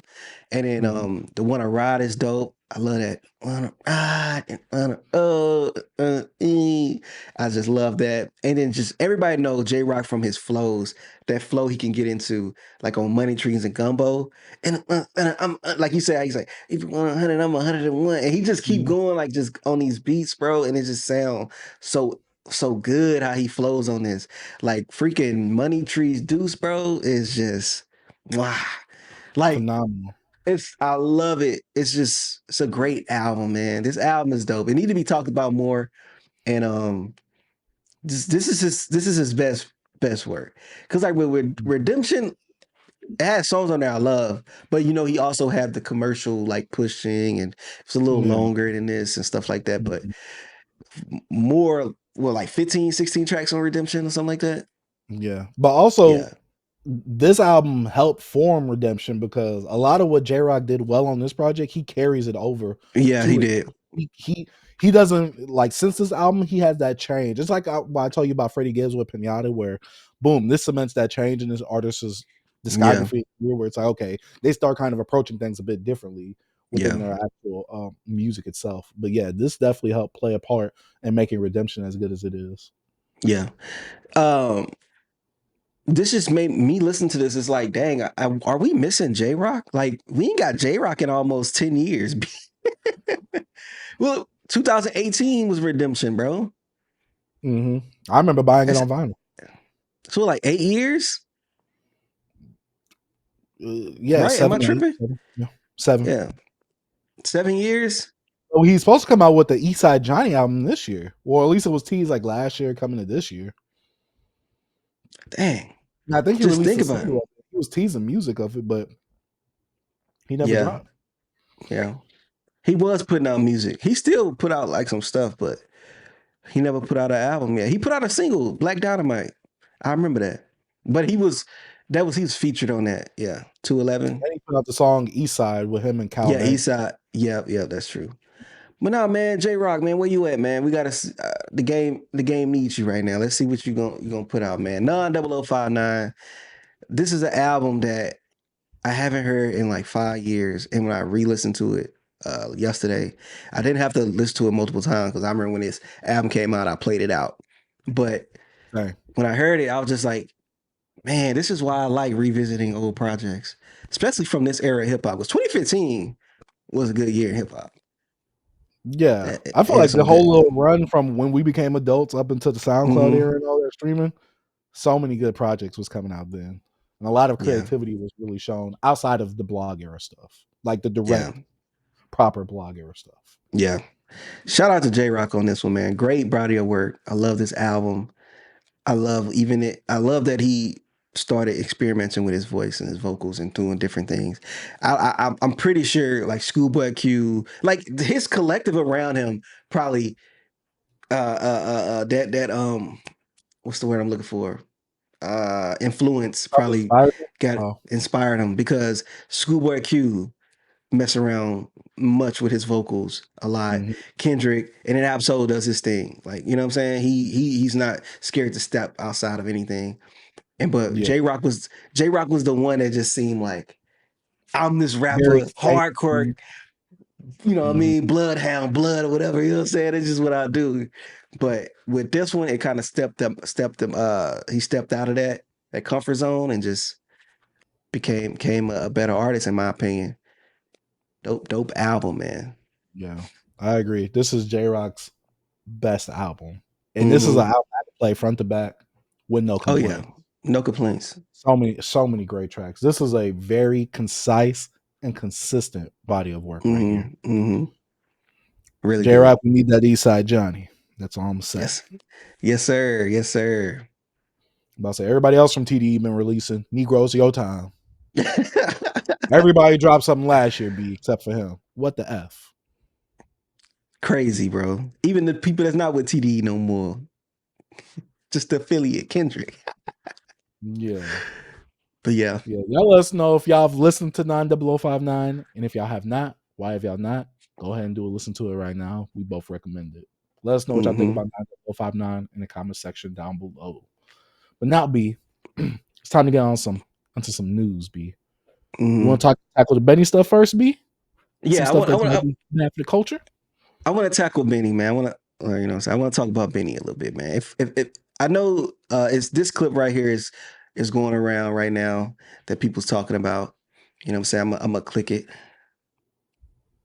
See, I always do that. Hey, yo, y'all see what state the game is in when the streets don't hold the culture of the game? Now that the weird Twitter nerds and the nerds and all of these weird motherfuckers got, you know what I mean, they got their hands on the culture. The voice of the streets don't mean as much as it did when we was coming up. There was a lot of cons to that as well. You know what I'm saying? I gotta say that, but you see what happened when the streets, you know what I mean, don't control the game no more. It's a lot of fuck nigga shit going on, man. And a lot of people's okay with it because they're fuck niggas, man. Hey, yo, y'all see what state the game is in? B. First off, I'm seeing it more. Shout out to my homie Silver Smooth because he commented on my tweet on this. He said this beard look crazy, and I said, "Whoa, chill," because my beard kind of look like that. I'm looking at it more. His don't connect though. Like it's like so he do got the 3-piece beard. He got the he got the chops, B. He got the Wolverine happening, B. Speaking like talking like this having a Wolverine B is kind of crazy. B, nothing connects. At least this should be connecting. At least, bro. First off, B just. Oh no. Go ahead, B. Go ahead. I was just saying. First off, bro just started off the clip just crapping on his whole fan base. It's crazy. Who do we think he is, B? B, I want to know: are the street guys going to Duape? Are they getting these OB strips on these vinyls? Dope. You always kill me calling it Duape. That's how it looks. Look, Benny, if it went for the Twitter, the nerds, nigga, the whole Griselda wouldn't have a fan base. They wouldn't even be, bro. They helped y'all. They catapulted y'all to y'all where y'all at now. Y'all still, bro, the freaking Reddit, the Griselda Reddit is still booming. Y'all better be happy for these Twitter nerds and these dweebs. Cause if it wasn't for that, nobody would be listening to some niggas in Buffalo, bro. Be honest with you.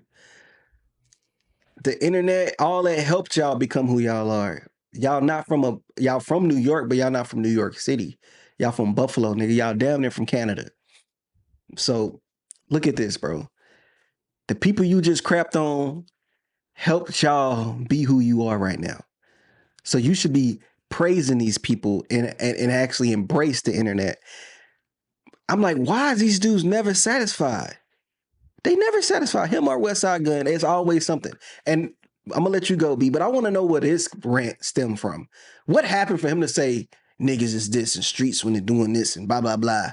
Like, I wonder what happened to him in the airport or wherever he at that made him want to pull out his phone with all his little chains and say this here. I don't know, B. That's because he saw NFR and Kirk. He saw NFR and Kirk on them talking about album reviews and them getting the highest reviews, probably. I mean, highest viewed reviews. But yeah, him saying this is kind of crazy because it's like, do you not know who your demographic is? Literally, these are the people that are praising y'all's music. Like, these are the people that's holding y'all up. These are the people that's actually buying your music. Be like I said before, what street Negro you know buying some music? Buying a CD of some Griselda, buying a vinyl, the 300 limited Obi strip. Who's buying that? I'm about to say it's people like, shout out to him, Russ Collects. No diss. These are the people that's supporting you. Teenage white hip hop suburban kids who know nothing about their life. A lot of people who know nothing about that life supporting your music. Why are you crapping on the people that's actually supporting them? The worst part is he's crapping on the people that actually are monetarily supporting it, not just streaming it, actually buying it. That's I don't crazy, understand. Mutton Chops. Yeah, Mutton Chops. Hey, he got a his beard is like a butcher. That's why he a butcher. He got a butcher beard. But it's crazy. I've been in group chats, I've been in discourse and all that with a lot of his fans, a lot of the Griselda fans, period. And I'm the only probably black in there. And I talked to them I remember having discussions with them about the type of music they support and stuff like that, and like how Benny and Westside Gun try to crap on the people that actually listen to me. I had these discussions before. Like, they crap on their demographic, like they just speak to the streets. Bro, I'm an older guy now, I'm in my early 30s, but the people I know that's still in the streets, they're younger, and ain't lot listening to no freaking Westside Gun or no freaking Benny the Butcher. Most of the people that listen to y'all music, if they're not, young white kids, they're middle-aged white kids and middle-aged black men that's commuting and going to work. We boom, boom, boom, boom, boom, pulling off in the parking lot. Nope, like, it's not the kids that's in the streets. The kids that's in the streets, the young people in the streets, they listen to like NBA Youngboy, Old Boosie, you know what I'm saying? Lil Baby, Lil Baby, Lil Durk. Young, They Lil listen to Durk, rap. they listen to that type of stuff. They not listening to y'all, man. Y'all cater to a niche group, and when you try to hit the mainstream of success, them guys turned their back on. They ain't want nothing to do with you. Then you had to start back trying to cater to them and do the stuff that you're doing now. And look what you're doing. You try to go back to cater to your audience, but at the same time crapping on them. Because even if let's just say the dweebs and the nerds are not white, like I'm saying, like I'm a black guy, I listen to the music. You know what I'm saying? I know the life they live. I've surrounded myself with that, but I'm also a nerd a little bit. You know what I'm saying? I'm a dweeb. I collect records and I got books and stuff. But I'm not in the streets. You know what I'm saying? I don't know. I just think it's weird, and I don't know why they do this. But look, I'm gonna tell you before we move on. I'm gonna tell you why they do this, and he know his fan base. B, wanna know why? Because I'm about to show you. He know his fan base because he know they gonna do this. He know exactly who his fan base is. Hey, yo, it's Big Butch, and I got another one for all my grinders. This is what we gonna do. Thank me later for this shit, man. You gonna get a free verse, a free video, and you get to come to the show and open up. And we gonna put the record out on Black Soprano Records. All you gotta do is send your song to the email and $100 to the Cash App, and you win there. And may the best man win. I hope y'all ready, because this is a big deal, especially if you're an up-and-coming artist trying to get your music out. Trust me, man. I wish somebody was doing this for me when I came up. Let's go. So B, I heard free, then I heard $100 to the Cash App. B, that don't sound free to me. And then he didn't even let her know it was a competition till the end. Look, if I'm a fan, I'm first hearing this. Oh yeah, I'm just sending this. Oh, I'm gonna open up in the show. Everybody gonna open up in the show. Then he said, "Oh yeah, send $100 to the Cash App. Best one wins. Best one. Negro, I'm in competition now. wait, when did this happen? Him, and I'm gonna put it out on my label. Negro, who is your label? We don't." He said, "Hey, B, voice part. Y'all can thank me later for this. Thank you. What? The audacity, B. Negro, what? Negro, who are you talking to like this? B, it was to be so like much Dr. wrong Umar with that school donations, B. it was so much wrong in that clip, bro. And it just irks me when rappers do something like this. And just think about, like you said, B, you didn't tell me it was a competition till the video ended. I'm thinking, oh crap, it's free? And then you say, hit the Cash App for $100. I'm like, okay, what? Like, every time you give us a detail, like, you know, so you double speaking pretty much, right? Like, you telling me this and then you this and then this and then that. You just ruined everything. And I'm like, bro, how are we going to keep up with the winners? Are you going to keep the people up to date with what's going on of like who's in the lead or like I don't know. I'm just like, this just sounds like a mess and like a money grab. And he know his fans. They gonna be like, I got a Benny the Butcher verse. You know what I'm saying?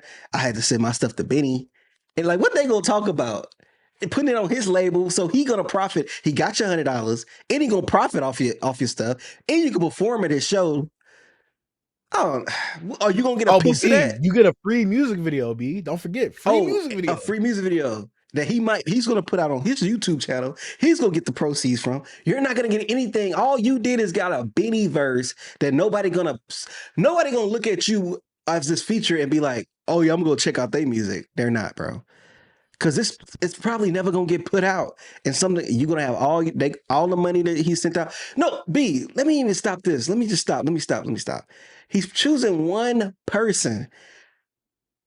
How many people gonna donate that 100? I mean, I said donate. Put that $100 up. He gonna get up regardless, cause he choose one of y'all. Only one of y'all $100 matter.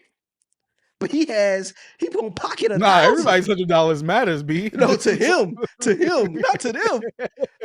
I'm saying only one of them gonna have a good investment for just that $100, and maybe get a $100. You get a free Benny the Butcher verse in a free music video in a free show, and you get to open up for him at his show. Hey, but B, thank him later though. Thank him later. He wish somebody was doing this for him. This is so nasty. Like, I understand when rappers, like independent rappers, like, yo, they do features. They're like, yo, hey man, I'm doing the features for $200 this month. You know what I'm saying? I understand that. But it kind of reminded me of the whole COVID era when a lot of the rappers was doing this. They're like promoting people mixtapes. They was doing verses and stuff, and it looked a little nasty. Benny doing this looks nasty. It looks really nasty and grifty. Hey, you know shout out to my homie. He said the game recently hit him up. He don't follow the game at all. He said, hey, yo, let's get to work. The game hit him up? Yes. And game has a notorious history of like hitting people up just so he could charge them for a feature. Yeah. He showed you the DMV? Yeah. He screenshot and sent it to me. Shout out to him. You know who I'm talking about if you watch it. He watches the show too, but shout out to him. He do? The game. But yeah, man. Benny, come on, man. Relax, bro. Hey, look, I'm just not trusting the nigga that look like this, bro. He got too much happening. He got too much happening. B, I'm not trusting this. Why is LEDs in his house not properly set up, B? I'm not trusting this, B. B, why is LEDs hanging like that, B? I'm not trusting. He probably gonna use that to furniture in there like that, B. I'm not trusting him, B. Hey, they gonna go trust Big Butchie. Hey, yo, it's Big Butcher. Yo, stop calling yourself that. You're Benny the Butcher. Oh my God, bro. But yeah, man. That's it. We had to talk about Benny, man. Benny is tripping, bro. We gotta talk about something else that's bad for the culture, B. What's going on, man? Absol. His recent fumble on Mafiathon 3. We have talked extensively on this channel about Absol. We are Absol fans. We have reviewed Control System, Soul Burger. We have even put out a "This is what Absol needs" after his little Twitter rants. He's even retweeted one of our videos. It's time to really talk about Absol, B. Ab, come to the camera. I am highly disappointed in you as someone who has been following your career since the blog era. What the F did you think you was going to go up there on probably the biggest platform you could have ever gotten on? Why would you do that? Why would you embarrass yourself like this? And the reason I say you embarrass yourself is because we know the caliber of MC you are. Why? B, I gotta know why would he do that? B, go please tell us. What do you think? Absol, man. I'm gonna talk to you, you know, as a fan. This hurt me. And like, I could get on here and like clown you and make fun of it, but I can't because I want the best for this man, bro. As a rapper, like we look at this dude. This dude he's super nice on the mic, and like you said, being on that platform and him doing that, I was just like, oh, you let us down. Like you was the one that we saw all those freestyles, the Chris Patricks, the Ray Vons, You know, the Sminos, the Ben the Duns. But when Al Soul get on that mic, everybody gonna be like, yo, this dude, you know what I'm saying? And it's just like that opportunity was been so dope for you. And I couldn't believe he did that, man. I don't know if did he write something down? Cause I know the producer did a interview with Curtis King and they was talking about it. And supposedly I saw clips of the actual verse. Curtis King them actually premiered it on a live stream, but I didn't watch it because I'm like, the opportunity is it's over now to me. You know what I'm saying? I'm like, that was it. I wanted to see it then. I wanted to see that clip. When I saw that, like, yo, when I saw the clip, I just saw the clip of Absol Ben on it. I'm like, I'm clicking it. I clicked it, B, and I had to stop it. I was like, no, I'm not watching this. I'm not watching this. I was gonna let us watch it, like do it like I can't react to it, B. It was painful. And I don't know if he wrote something that like I don't know if he wrote it that day and just didn't remember it, or like was it the beat that threw him off? Was it the pressure on him? Was he high? Was he smoking? And speaking of that, I know you saw Reason saying they need to get homie some help, and it's like nigga, shut up. It's like, you know, people could speak on others, but it's like the relationship that we perceive you to have with just the collective as a whole. Not saying like y'all don't have to be best friends, but it's like shut your mouth. Like if let's say somebody we know is like a public figure and we have connections with them and people know that, and we say something like this, we wouldn't, bro. We'll just stay quiet. Even if we not that cool, but we connected. Like we got some type of relationships through other people, whatever. It's like just stop because people gonna look at it in a different way. And now you putting stuff on his jacket that we don't even need to know about. You saying put the homie in rehab and all this type of stuff, and like you get him some help or whatever you were saying. It's like, come on, bro, we weren't even thinking that. Like now you got us thinking, what type of drugs he on? Blah blah blah. You already know Absol been through so much. All from contemplating suicide, actually attempting it, and doing this type of stuff. It's like it's a lot going on. And it's just like, why would you say something like that? I want to, bro. Reason's such a cornball, bro. And I'm not even trying to make this about Reason. I know we talking about Absol, but that I ain't gonna lie, bro. I don't really be caring about people, but that kind of pissed me off, bro. I ain't even gonna lie. Yeah, because I remember I was when he like, posted that, and I seen him going back and forth with people. It's not on his timeline, so he deleted it. I'm looking at it right now. It's not on his timeline. Yeah. I was like, man, get this out of here. But I'm not gonna clown Absol, man. It was a real human moment. It happens. It happens to MCs, but I just sucks that it happened to Absol on this platform. This one right here is just like, damn. This is when you can gain some new fans. This is the platform when you can get, some new people like on your team. and people can hear about you. Even the younger crowd that don't know who Absol is, now they will know. And now he's gonna be known for the guy that effed up at the freestyle on Mafiathon 3, and that sucks. He is going Being to an be a Absol fan, that meme hurt. now. Yeah, and that sucks. Also, to go back to the reason point, because I started digging a little deeper, he said, ain't my homie. I don't even rock with him right now because he been dissing me. But I care enough as a human and artist to say it. Fans got to care too.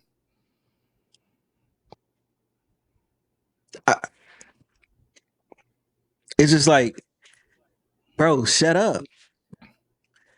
If you understand what I'm saying, like, because it's like, bro, you have ties to TDE.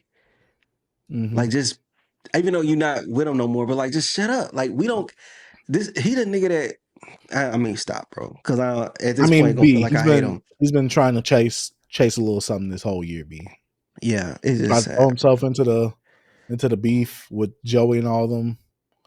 Talking about Joey. Yeah. This was a very bad performance from Ab. We enjoyed his Soul Burger album last year. We got the concept. We enjoyed it enough. I don't know what's happening with Ab Soul. I don't know. My nigga Troy said he trashed now. Like, he been on a downhill spiral. I didn't watch Troy video. I just saw him. I saw he put a video out, but I didn't watch it. But I saw him on the timeline. Because me and him had not a back and forth, but I was just like, his freestyles Absol been putting out has been not it for me. I've been saying it. And I actually said it on Twitter or whatever. And but my boy Troy was like, he been off for a while. Troy was dog walking him on his video. I watched the video. You watched it? Jesus, Troy. Yeah, like Troy. I didn't watch it. I feel like Troy had to bother to a degree because he was like, Herbert. People were saying that was good.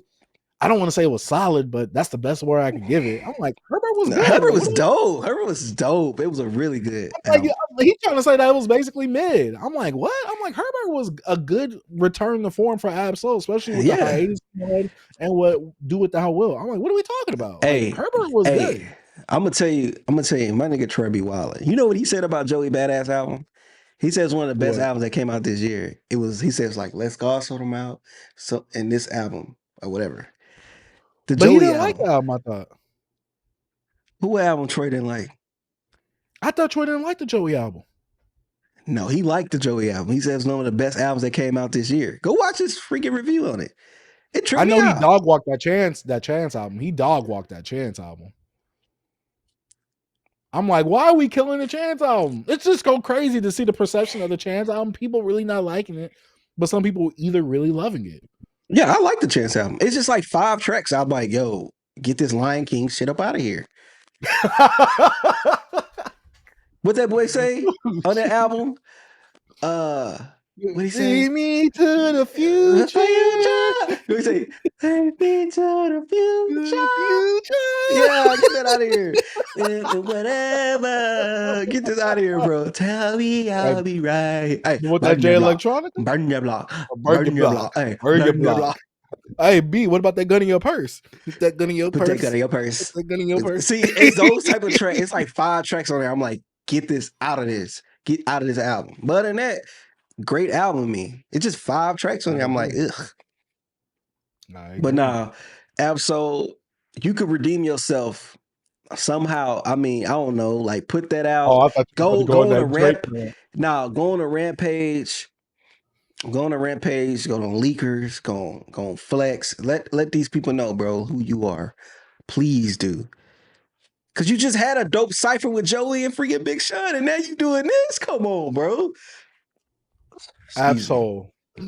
Literally what you said about Drake can now apply to you. I love this tweet because all the little what he said about Drake always use this. He said verbatim on his tweet, if Drake is the MC I imagine he can be, redemption is not off the table. Everybody always says that when Absol. If Absol's the MC I can imagine him to be, redemption is not off the table. I'm like, no. Oh man. Nah, bro. Yeah, I love you, Absol, man. Come on, bro. Go on a tour and just rip every station. Nigga, go on Breakfast Club. You come on here. I'll give you a beat. You know what I'm saying? I beat on the desk, but I got you. B, that mic ain't gonna pick up half them beats. Y'all hear this?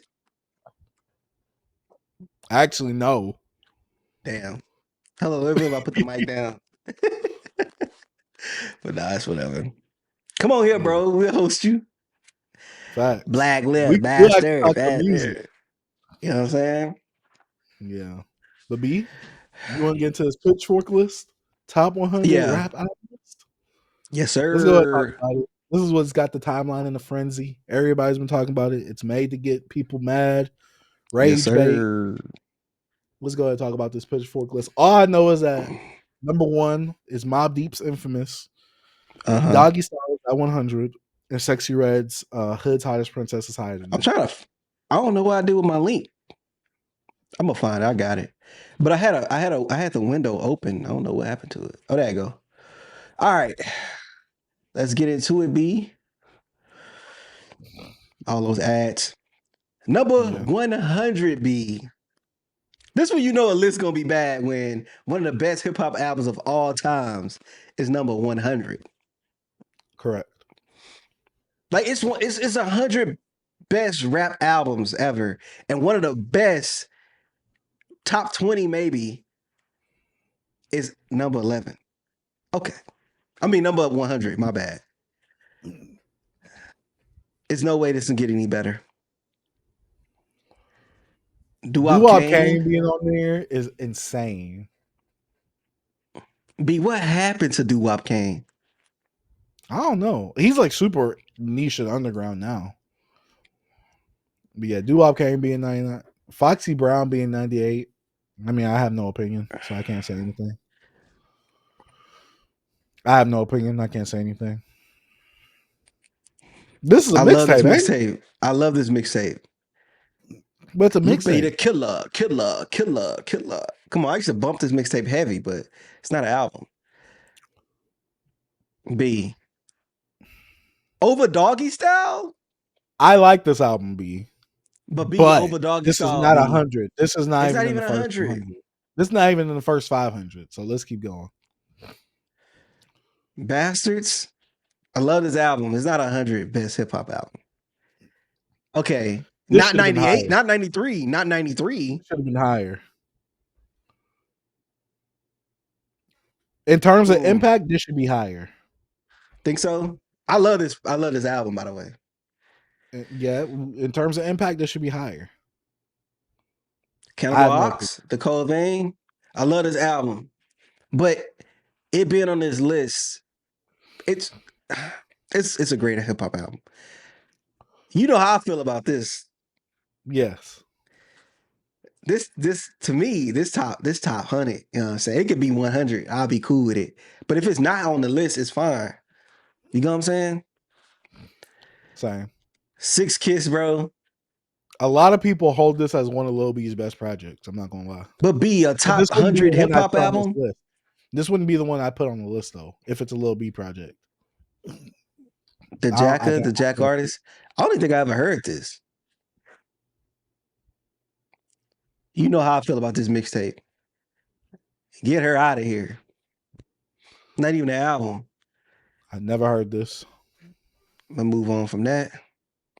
Haven't heard this. The Shell Shot? No way. No, B. I know you probably never heard it, but no, it's a No Limit album. It shouldn't even be in the top 100 discussions. Street Gospel? I probably heard a song or two, but not the whole album. Sugar Free?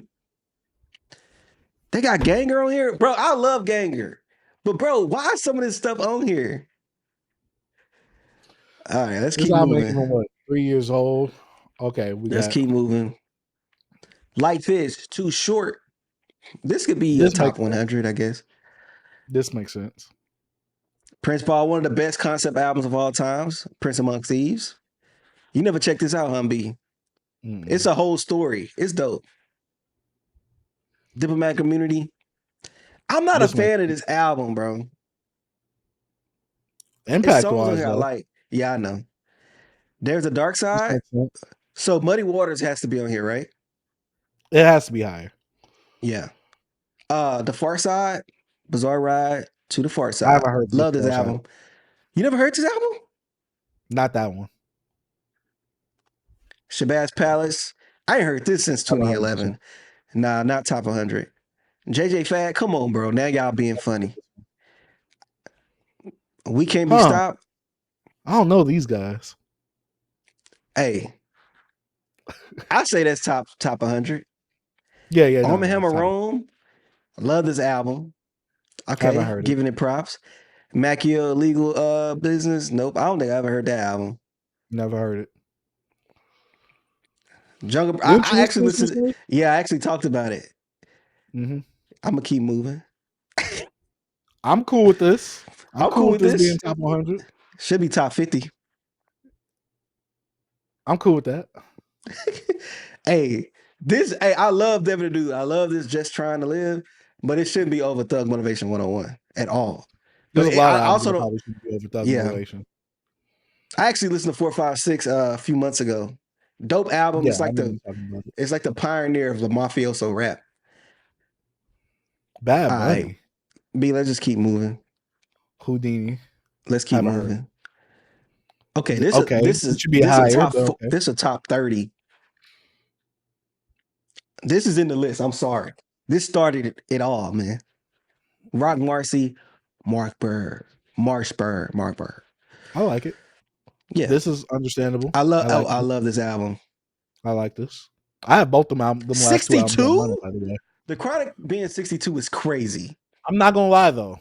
I am glad that it's not top 10 because I'm tired of seeing people's lists and this album is just so high. I'm tired of it. B, this album is why. I will not be upset if somebody have it in the top 5 or top 10. Same, but it shakes up. But B, 62 is crazy. That's asinine, bro. It's too high. It is too high.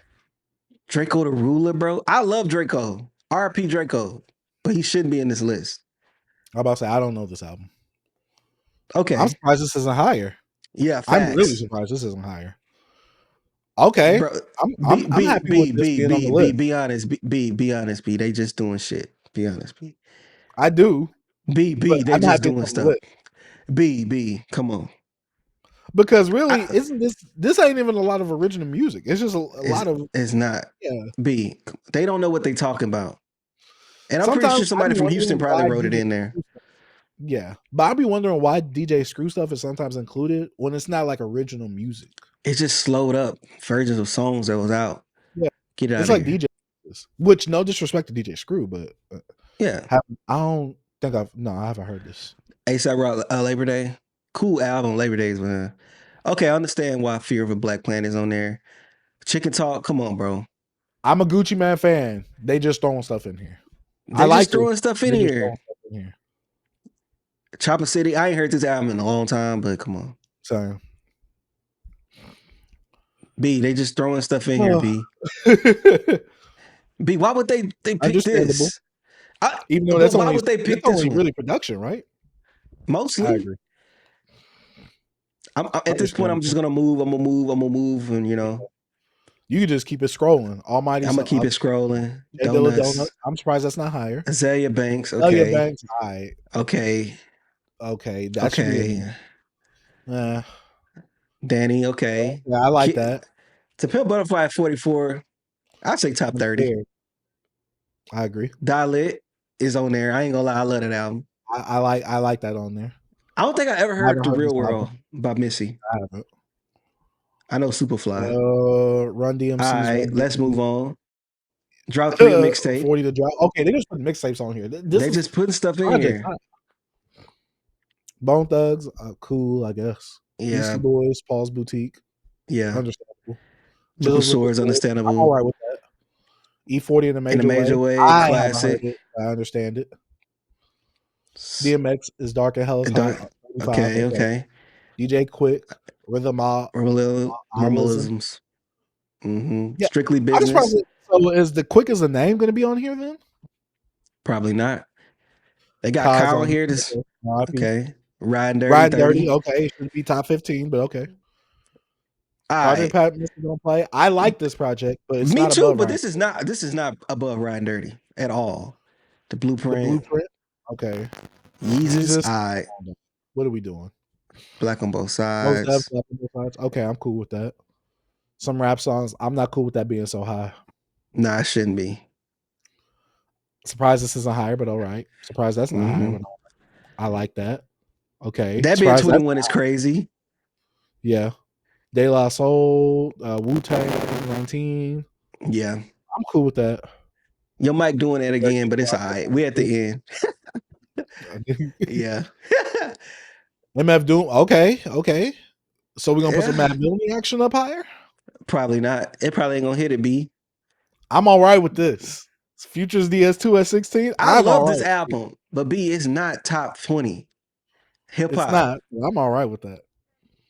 Raekwon only built for Cuban Links at 15. Public Enemy, It Takes a Nation at 14. Okay.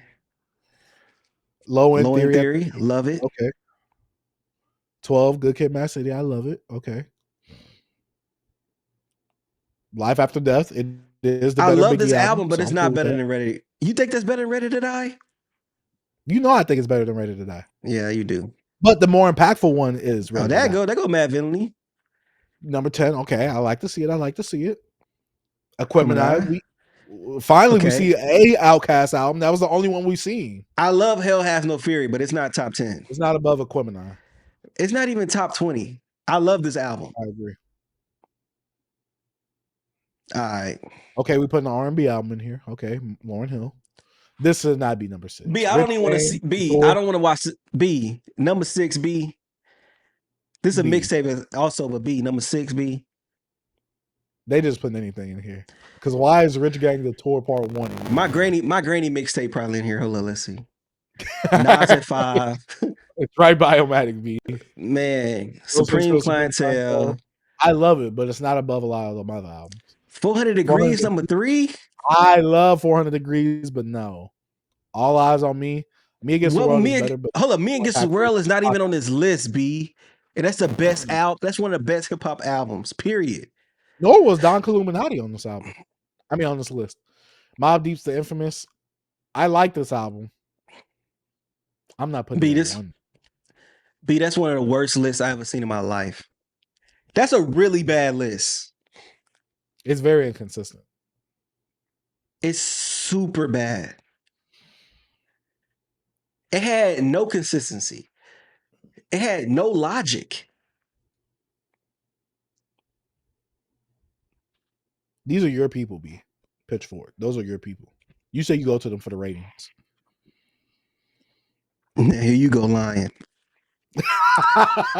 Look, Pitchfork, I don't really care for y'all. I don't care about y'all ratings. And now I definitely don't care about y'all as a publication with this freaking list. This is disgraceful. And like, it's your list. Cool. You got other people, other writers and people you grab from other like content curators and stuff like that. Shout out Eric, the young guy. I heard that you wrote for the number 90 spot with the Boosie Badass. I love that album. Boosie meant a lot to me growing up. But this list was horrendous. I agree. And I know they try to shake things up by not having a traditional list with not having, Nas and Ready to Die and The Chronic in the top 5 and all that type of stuff. Yeah, I get it. But some shit is law, bro. Some stuff is just law. You get what I'm saying? I understand. But I know sometimes we want to break the rules. This is hip hop. You're gonna be rebellion. And Pitchfork is trying to rebel. Come on, get out of here, nigga. They bringing back the feeling, B? Hell no. That's horrible. This list is bad. And I really want to feel the list. Like, usually we probably wouldn't go through all 100 albums, but B, we had to. I had to understand what was so much, but I understand the hate now. I'm surprised they're not outside a Pitchfork building if they had one with pitchforks. Mm-hmm. We should pitchfork, be out there, picketing out there at they building to get these niggas up out of here. Hey, B, you said a peaceful protest or a violent one? Hey, man, we bringing the tiki torches. We're taking it back. Bring your, what is it? Bring your torch and pitchforks. Yeah, man. But yeah. Yeah, but yeah. I think that's I think we should end the show on that beat. Yeah. I'll say I don't even know what else to commentate about that bad list. What else could we say? That was horrible. I see freaking I think Open Mike did like a 2-hour video. He did like a 2-parter on this list. Jesus. Shout out to Open Mike. Bro, Black Comedy, like not even trying to glaze Open Mike, huge fan. Black Comedy should have been in that list if y'all had freaking Sexy Red in there. Get out of here. Black Comedy. Well, Dark Comedy, my bad. Excuse me. Dark Comedy by Open Mike Eagle, one of my favorite albums. Oh, yeah. He said he didn't find himself on there. He said, yeah, I was disappointed. I got to watch this video. You watched it? Some of it. I watch his videos when I'm getting ready for work. Right on. But yeah, I ain't got nothing else to say about this list, B. Yeah, me neither. This is one of the worst lists that we've probably went over this year. At some point, we probably have to do a BBC list. We already did our top 15 albums, Southern albums. Might got to do a 2-parter to that. But yeah, when it comes to lists, no one is going to be satisfied. But in this case, nobody was satisfied at all.